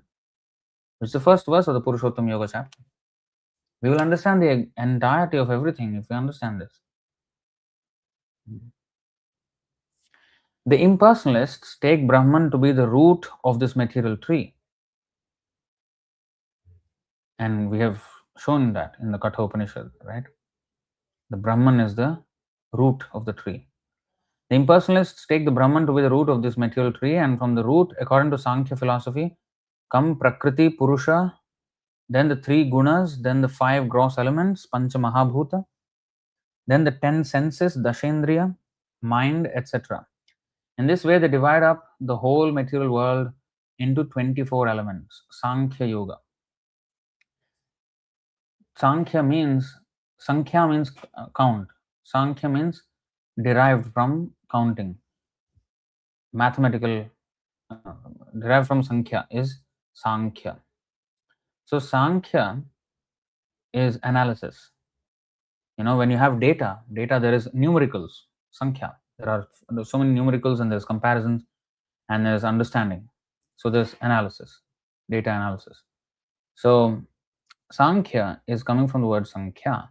So enumerate all the ingredients here and try to mix and match and try to understand the entire thing. Like the entirety of mathematics is a manipulation of 0, 1, 2, 3, 4, 5, 6, 7, 8, 9. Now, if you manipulate those things with different combinations and permutations, you get different branches of mathematics, but the ingredients are these. And then apply operations to them, and then you get different permutations and combinations. So this is how they try to analyze the entire situation of the material world, the Sankhya yogis. We also have spiritual Sankhya yoga analysis, but spiritual analysis based on revealed knowledge. Sankhya based on speculation, as propounded by the atheist Kapila, is different from the Sankhya yoga propounded by the incarnation of Godhead, Kapila Avatar. Okay, so that Sankhya yoga is there in the third canto of Srimad Bhagavatam, and it is non-different from Bhakti yoga. That Sankhya yoga is also mentioned in the Bhagavad Gita briefly in the second chapter, and in fact, the entire Bhagavad Gita, there is the flavor of Sankhya all the way through. So this analytical study we have to do, but in always with bhaktya we have to do. Shrinvan tat shrinvan supathan vicharana paro bhaktya vimuchyanaraham. If we take out the bhakti ingredient out of it, it is useless beating of the husk. There is no grain that's going to come out from that. So bhakti has to be there. Bhakti is the grain. Bhakti is the ingredient that will reveal itself. It's a self-revealing ingredient, self-effulgent. With the help of bhakti, we can understand all the others, the entire study, the Sankhya, the analysis. Everything becomes clear with bhakti. If you take out that bhakti and try to analyze, you'll be confused, completely confused. So, the impersonalists, they engage in Sankhya philosophy, but they have no bhakti there. So it becomes very confusing. They don't know the purpose of the whole thing. They don't know the root of the whole thing. What is Brahman? If Brahman is the root, then what is Brahman actually? What is the nature of Brahman? They do not understand that it is a reflection. So the real existence is, if the Brahman is the root, then the other side should be the, what is on the other side of Brahman? That is the Ishopanishad. Hiranmayana patrena satyasyapi hitam mukham tattvam pushanna pavrano satya dharmaya drishyate. 15th verse of Ishopanishad. So it is said that, you, addressing the Supreme Lord, you are covered by dazzling effulgence of the Brahma Jyoti. Please remove that covering so that and reveal your face to your pure devotee. So what is beyond, what is above that Brahman, that root, you have to understand. So if Brahman, so this is what exactly Prabhupada explains in this line. If Brahman is the center of all manifestations, okay, try to understand. This is mathematics, this is angularity. I mean, if you say take a protractor, okay, well, let's mathematics lesson. Protractor 180 degrees, okay, there is, then you invert the protractor, there's another 180 degrees. So from here, one flat is 180 and another flat upside down is another 180. So if Brahman is the center of all manifestations, then this material world is a manifestation of the center by 180 degrees. So try to understand the statement. Don't just glaze over it and, oh, this is too complicated. It's not complicated. It is very, very simple. Okay. What do I have here to show?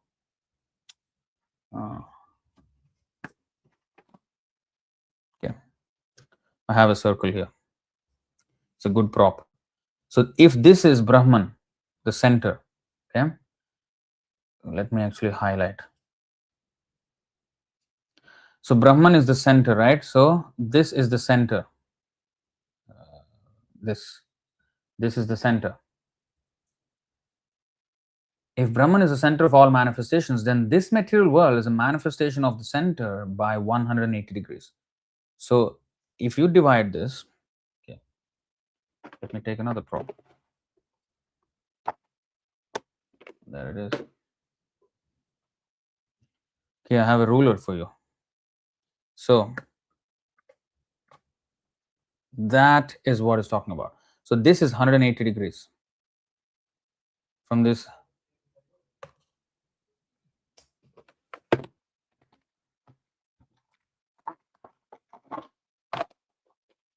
I have another ruler for you. So two rulers, okay? Because I assume people understand, but sometimes they don't. Is it okay? So this is, let's assume this is flat. So if there is this angle that is like maybe approximately 120 degrees, and that would be like, maybe 60 degrees, that's like 45 degrees, that's like 30 degrees approximately. So these are angles, right? And if I make this angle, this is like kind of 90 degrees, okay? Now all the way here, that is 180 degrees. So it's basically, if I don't have this is 180. This, this to here, this is 180. And if this is 180, then the bottom half is another 180, right? That is another 180. So if Brahman is the center, this material manifestation, a material world is a manifestation of the center by 180 degrees. So this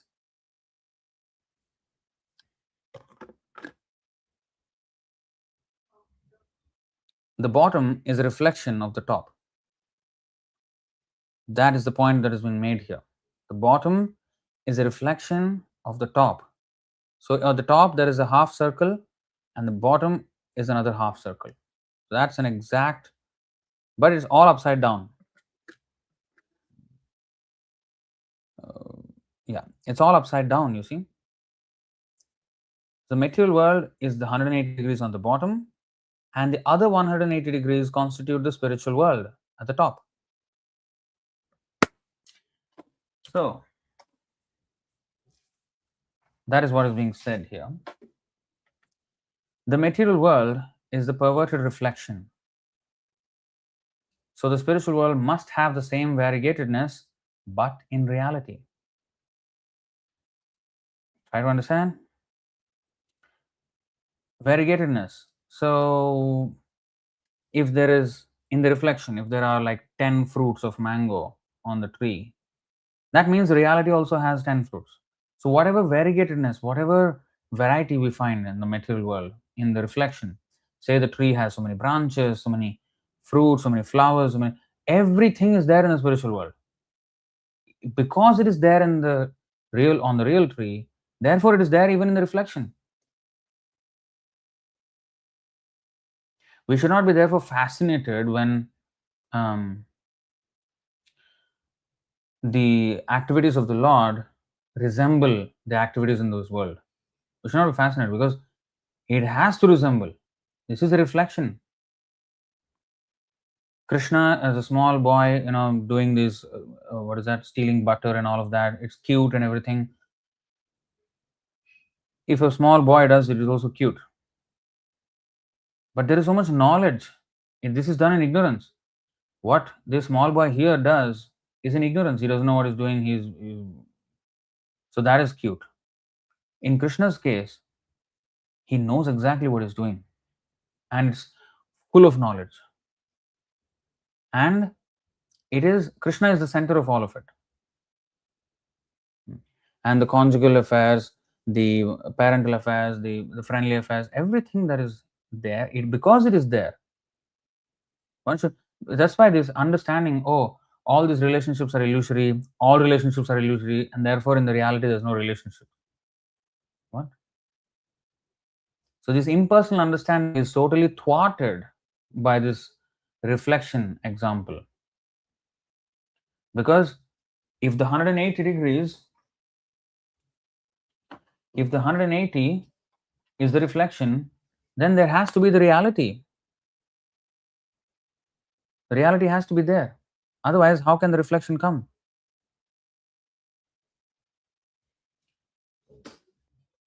So to treat the material world and the spiritual world as opposites, they're opposite, yes, but they're reflection. So opposites in the sense, the real tree is actually a real tree. The reflection is not a tree. So in that way, they're opposites. The real tree has existence. The reflection has no existence. It's only there in my perception. It's not even situated in the water. It's situated on my retina. On the water, there is nothing. So it's how I see it. So in that way, they're opposites. But it is a reflection. So in that way, they're exactly the same, but upside down. So when it is upside down, another consequence of that reflection, the theory of reflection, is whatever is the highest on the tree in the real world will be the bottommost in the reflection. Is it not? So the conjugal love affairs, especially the paramour conjugal love affairs of Radha and Krishna, are the topmost of all mellows in the spiritual world, and such a relationship in this material world becomes bottommost, becomes very abominable. It is abominable here. So we should not conflate spiritual and material. If we conflate, it is called Chit Jada Samanvayavada. Chit Jada Samanvayavada. Bhaktisiddhanta Saraswati Thakur used to call it like that. That means they equate material and spiritual. Oh, Krishna had, He danced with so many women who are other people's wives, so I will also dance. So what is that? That is equating material and spiritual. You cannot equate the abominable and the supreme pure. Recently there was a lady who came to the temple. She comes sometimes even now. So she asked this question. I really want to understand Radha Krishna. This love between the love of Radharani. She said. Um, she says, I respect Krishna, of course, but I don't seem to understand why did Krishna leave and did not marry her, and why he what is the understanding of this? Why did Krishna not reciprocate her love properly? So she has so many defects actually in their understanding. And I said, okay, so this is a very, very, where did I write anything? Oh, see, there it is.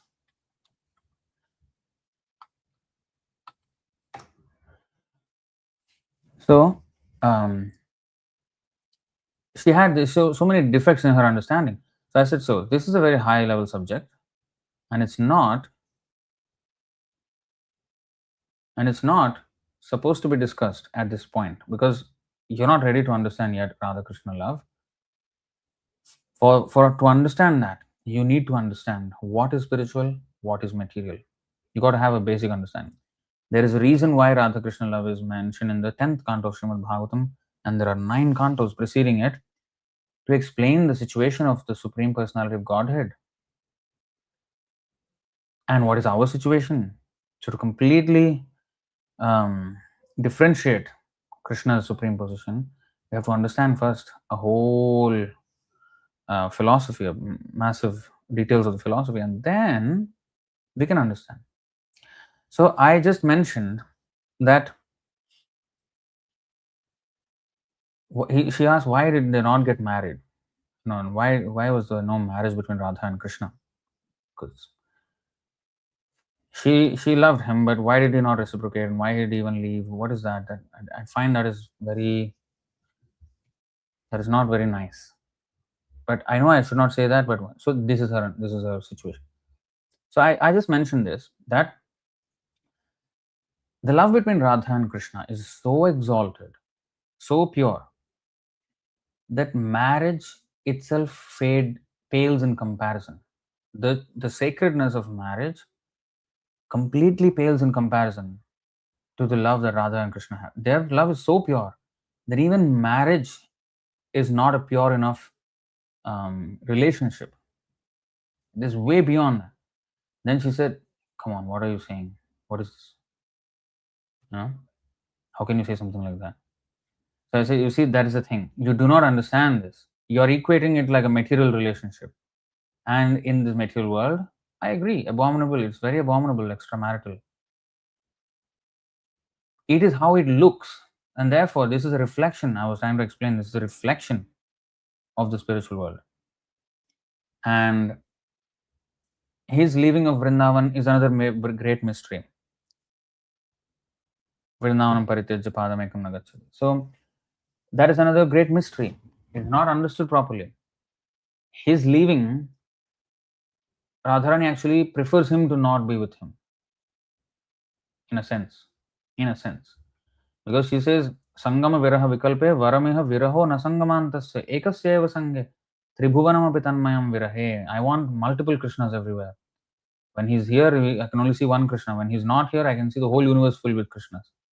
So she wants more of Krishna than less of him. So Tunde Tandavaniratim Vitanute. So he wants millions of ears, millions of tongues, millions of eyes to see Krishna. So that is how so to understand Krishna, we cannot equate him. So Chit Jada Samanvayavad. We cannot do that. We should understand the reflection, we should understand the reality. We should note the similarities, but we should never equate them. Like the mannequin is fashioned after a real human body, but we should never think that the mannequin is a real human or a human is a mannequin. That becomes totally distorted. So So we should know that this is a replica of that. And if we know the replica, we can have a glimpse of what is the reality, but we should never equate. So this reflection theory, not theory, this conclusion of reflection that is being taught here in this chapter explains everything that we need to know. But of course, we need to know the whole details of everything. What is the difference between material and spiritual? But then this reflection, once we know all the details, then this reflection, one thing, that one example arranges all the parts of the philosophy in their proper places.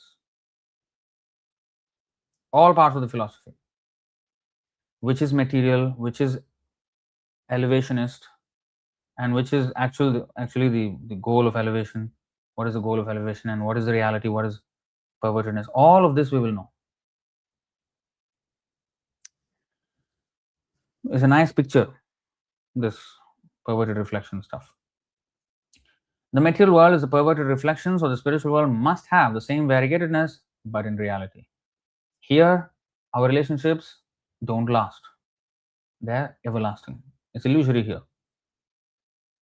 But it is, although illusory, it is still instituted as a means of elevation, regulating it, controlled illusion. So, how perfect Krishna is. So the Vedas, so although this world is like a perverted reflection, now how to navigate in the reflection until we come to the reality. So there is controlled, regulated activities within the reflection, so as to eventually awaken ourselves.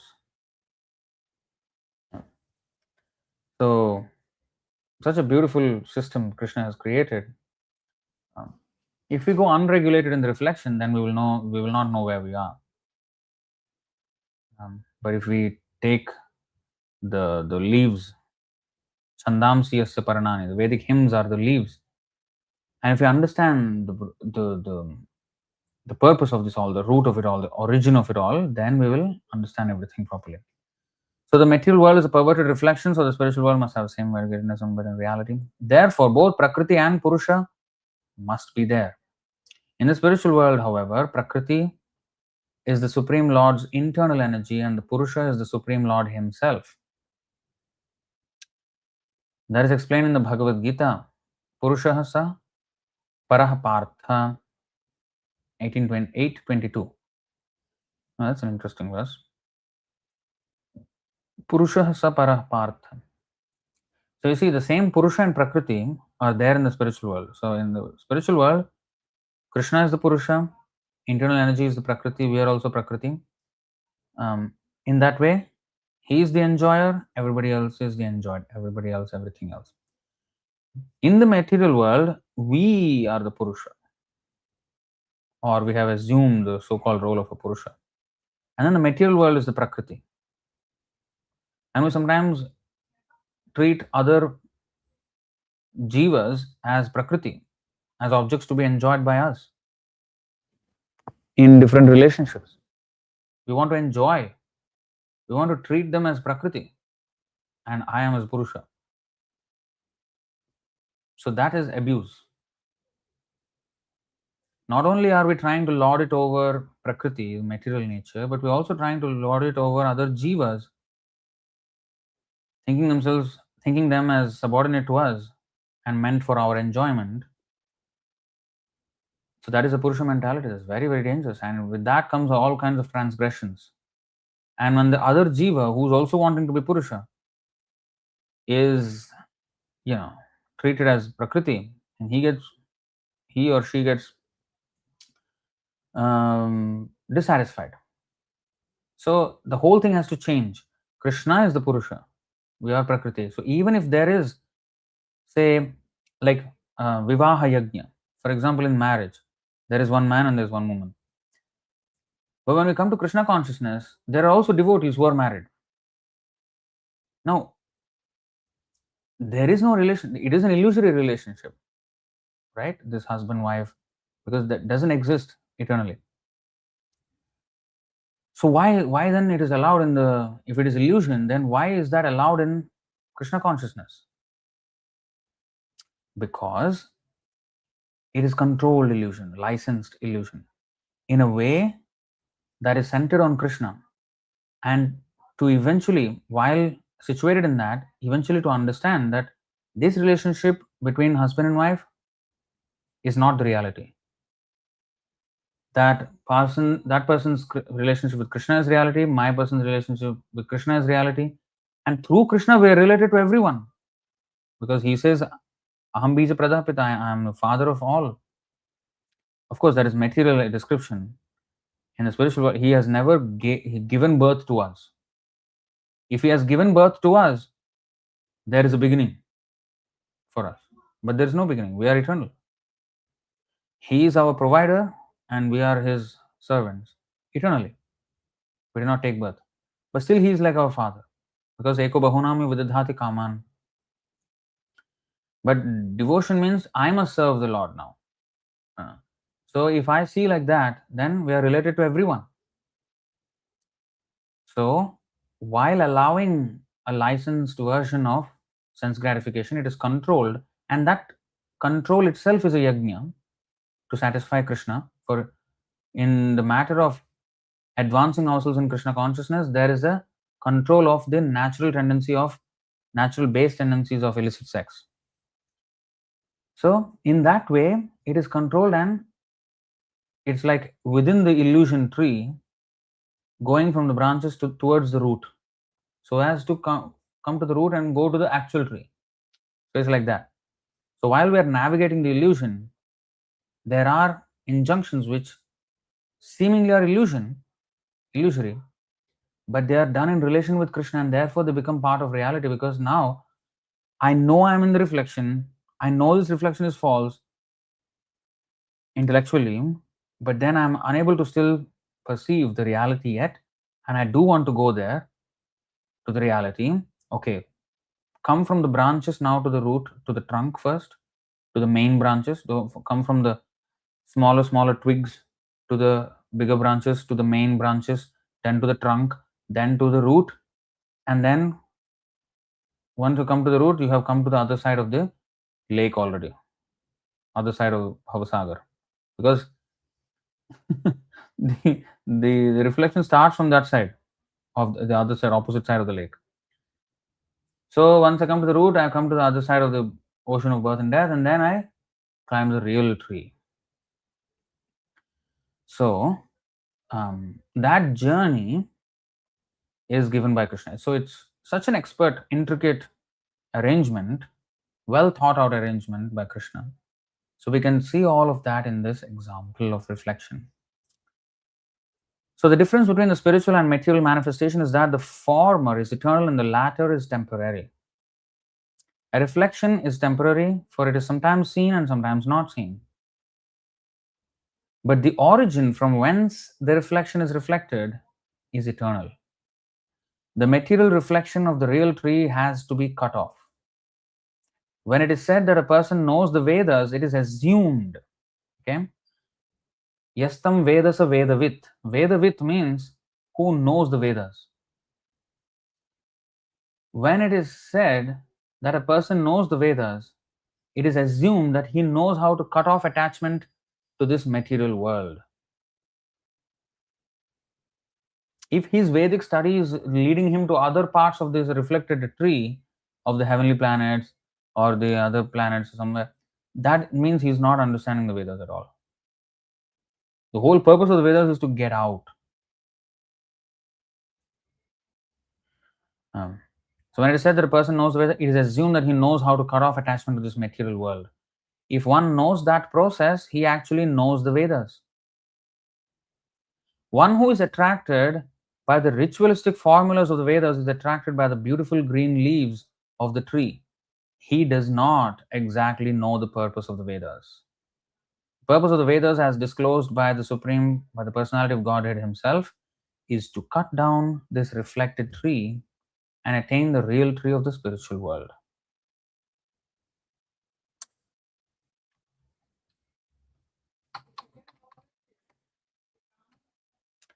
Yamimam pushpitam vacham. Again, the flowers of this reflected tree, the pushpa. Pushpitam vacham. Yamimam pushpitam vacham pravadantya vipaschitaham. Avipaschitaham. Not very intelligent. Vedavadarataha parthan nanyadastiti vadinaha. Vadinaha means again they are vada. They are arguers or holders of the opinion that just this material elevation is the entire aim of the Vedas. Kamatmanaha swargapara janma karma phala pradam kriya vishesha bahulam bhogaishvarya gatim prati. Men of small knowledge who are avipaschita. Vipaschita means very intelligent. Avipaschita, no intelligence. Men of small intelligence or men of small knowledge are very much attached to the flowery words of the Vedas, which recommend various fruitive activities for elevation to heavenly planets, resultant good birth, power, and so forth. Being desirous of sense gratification and opulent life, they say that there is nothing more than this. So they are just attracted by the green leaves and the attractive flowers, and pushpitam vacham, they just stay in this material reflected tree. And that means they did not understand the Vedas. So I think we could only do the first verse today. After this, it will become a little more easier because the basis is done. So we can do a summary study of the chapter easier, provided this is. So to recap, this whole upside down banyan tree, urdhumulam adha shakham ashwatham prahur avyayam chandamsi yasya parnani yastam vedasa vedavit. So it is said that there is an upside down tree, a banyan tree, which is eternal, avyayam. Chandamsi yasya parnani, the leaves are the Vedic hymns. Anyone who knows this tree is the knower of the Vedas. That's all it is said in the verse, actually. But in the purport, Prabhupada mentioned so many implications of this. So, the entire tree of the material world. In fact, in later verses we will see more of this, the description of this tree. Actually, I wanted to end with that section, the whole section. We're already very late into. We started also late. If we had started earlier, it could have been better, but because of the technical problem, we could not. So anyway, we will go through the next few verses a little bit faster because of this foundation now. So there is what does this upside down tree represent? What are the multiple things it represents? First, it is a reflection of the original tree. So this upside down tree gives us a hint of the eternal world, which is the upside, the top half of reality. The bottom half is what we are seeing, the reflected tree, upside down tree, is the reflection. So that is a hint of the spiritual world. That means there is a spiritual world with all variety that is found in the material world. And this is just a reflection of that. Then the reflected tree, this upside down tree also signifies the planetary system starting from Brahmaloka and all the planetary systems. It also signifies all the different progeny, the different kinds of species, the expansion of the life forms in this universe, like a family tree, basically. Brahma being the topmost grandsire of everyone, and then from him generated all the Sahayagnya Prajaha Srishtva. So Praja Srishtva, so Prajapatis, they were born, and then like that it was coming down.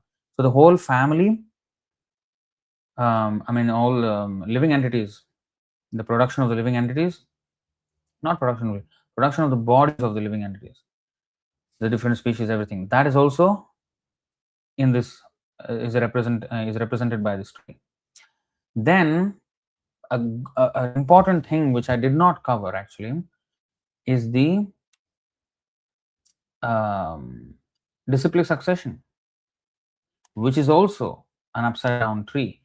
So at the top there is Krishna, of course, and then there is Brahma, and then there are all these other disciples of disciples of disciples. So parampara, the sampradaya, is also a tree. It's a tree, upside down tree. So in this, on this reflected tree of upside down tree, the acharyas are sent. They climb down all these branches of the illusory tree, and they go into every society, even to the hellish planets, to uplift the fallen souls who are so embroiled in the reflected tree and fruitive activities. So the parampara system is also like a tree coming down. What else did we learn? That if we get attached to the flowery words and the green leaves of the Vedic hymns of this tree, then we will remain in this tree. And to come out of it, we need to understand the purpose of why those Vedic literature is given to us. We should understand the purpose of the Vedas, not just know the details of the Vedas, but know the purpose of the Vedas.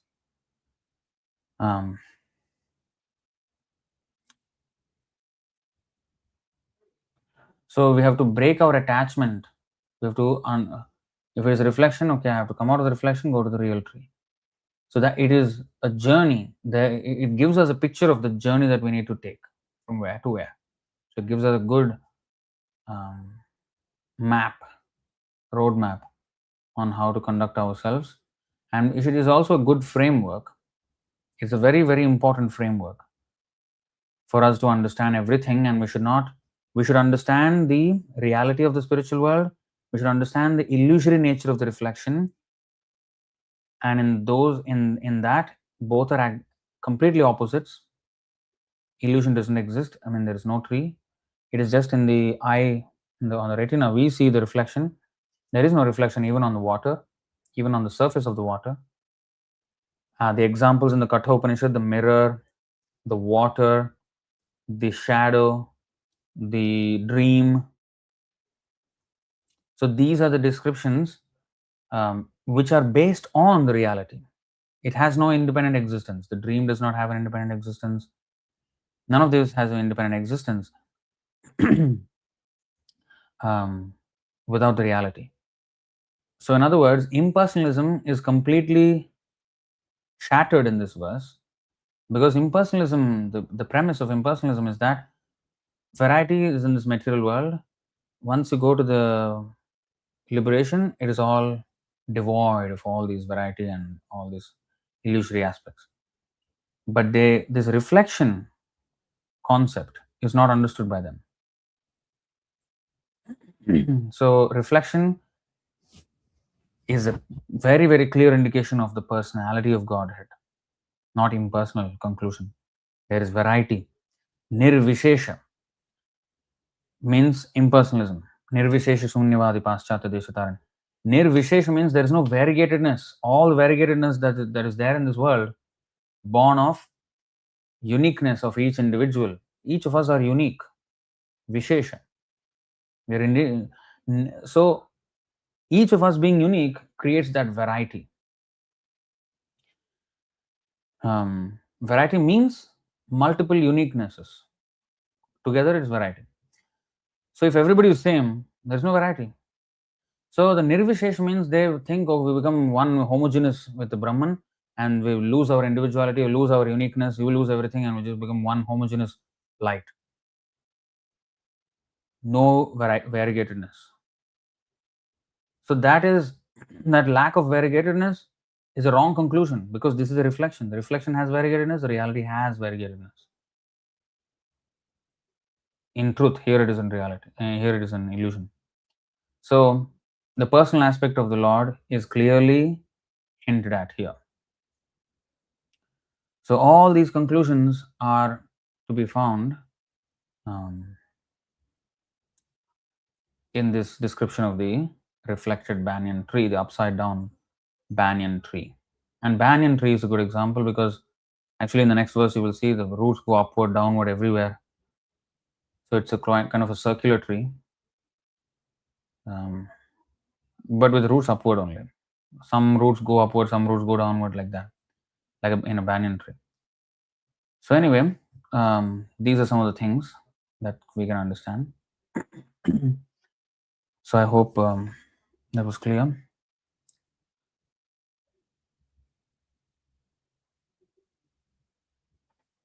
Shvetashvatara Upanishad 7.7 purport. Mattah parataram nanyat.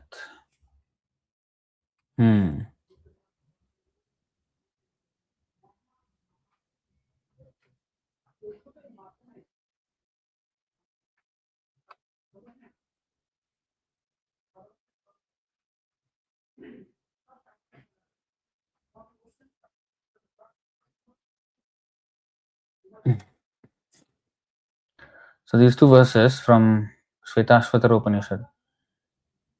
Vedahametam purusham mahantam adityavarnam tamasah parastat tameva vidittvati mrityumeti nanyah pantha vidyate yanaya yasmat param na paramasti kinchid yasman naniyo no jyayosti kinchid vriksha iva stabdho divitishtatyekas tenedam purnam purushena sarvam. I know that Supreme Personality of Godhead who is transcendental to all material conceptions of darkness. Only he who knows him can transcend the bonds of birth and death. There is no way for liberation other than this knowledge of that Supreme Person. There is no truth superior to that Supreme Person because he is the supermost. He is smaller than the smallest and is greater than the greatest. He is situated as a silent tree and he illuminates the transcendental sky. And as a tree spreads its roots, he spreads his extensive energies.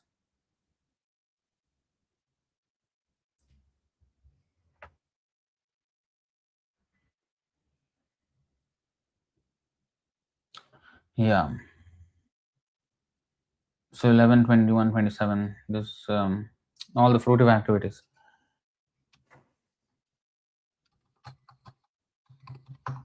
11, 21, 23, if you see, phala shrutiriyam nirnam nashreyo rochanam param shreyo vivakshaya proktam yatha bhaishajya rochanam.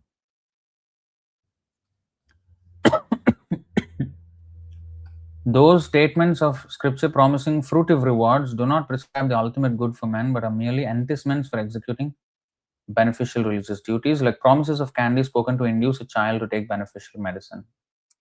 And 11, 21, 27. कामिनः कृपणा लुब्धाः पुष्पेषु फलबुद्धयः अग्निमुग्धा धूमतान्ताः स्वं लोकं न विदन्ति ते. Those who are full of lust, avarice, and greed mistake mere flowers to be actual fruit of life. So even this dharmartha kama moksha, although they are considered as fruits on the tree, according to the purport today, 15.1, they're not the real fruit. The real fruit is Krishna Prema. So that's the other aspect of this tree. It is extending. It's a subtle tree. Okay. And the gross planetary systems and the subtle aspects of our desires and our goals and everything, all of it is there in this tree. So bewildered by the glare of fire and suffocated by its smoke, they cannot recognize their own true identity. This is actually referring to the fire sacrifices that they perform. The fire is so blazing, the glare of fire,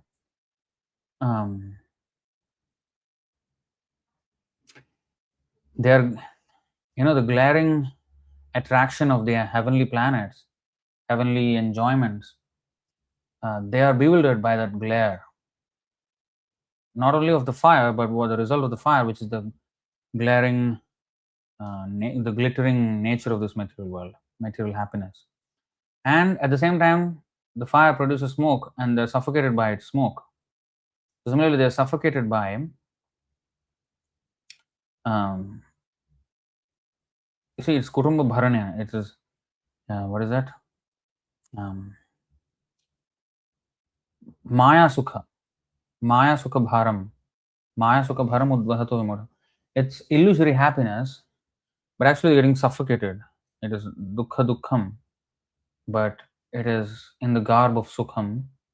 So in that way, it is suffocating, but still they are bewildered by the fire, by the glaring fire, but also suffocated by smoke, eventually burned by the fire. In this way, people waste time in this material world, cannot recognize the true identity. All right.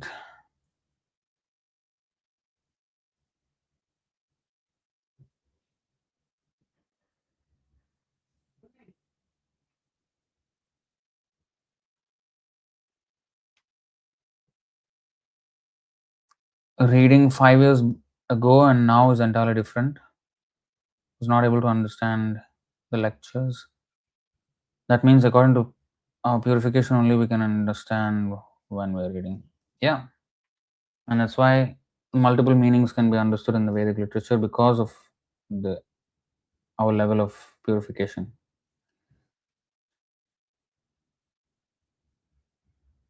Mm. And they keep releasing new editions of each book, even though he did not want the illustrations changed. Yeah, he said the illustrations are eternal once he approves them.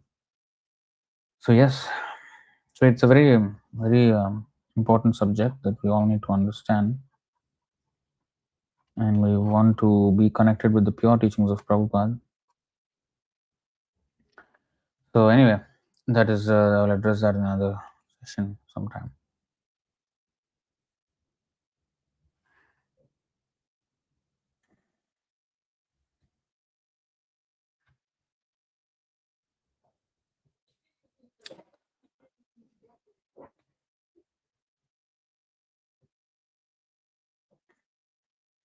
All right, so we will stop it here.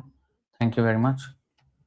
हरे कृष्ण भगवद गीता की जय, पुरुषोत्तम योग की जय, पुरुषोत्तम कथा की जय, पुरुषोत्तम मास व्रत की जय, श्रील प्रभुपाद की जय, अनंत कोटि वैष्णव वृंद की जय, निताय गौर प्रेमानंदे, हरि हरि बोल, हरे कृष्ण।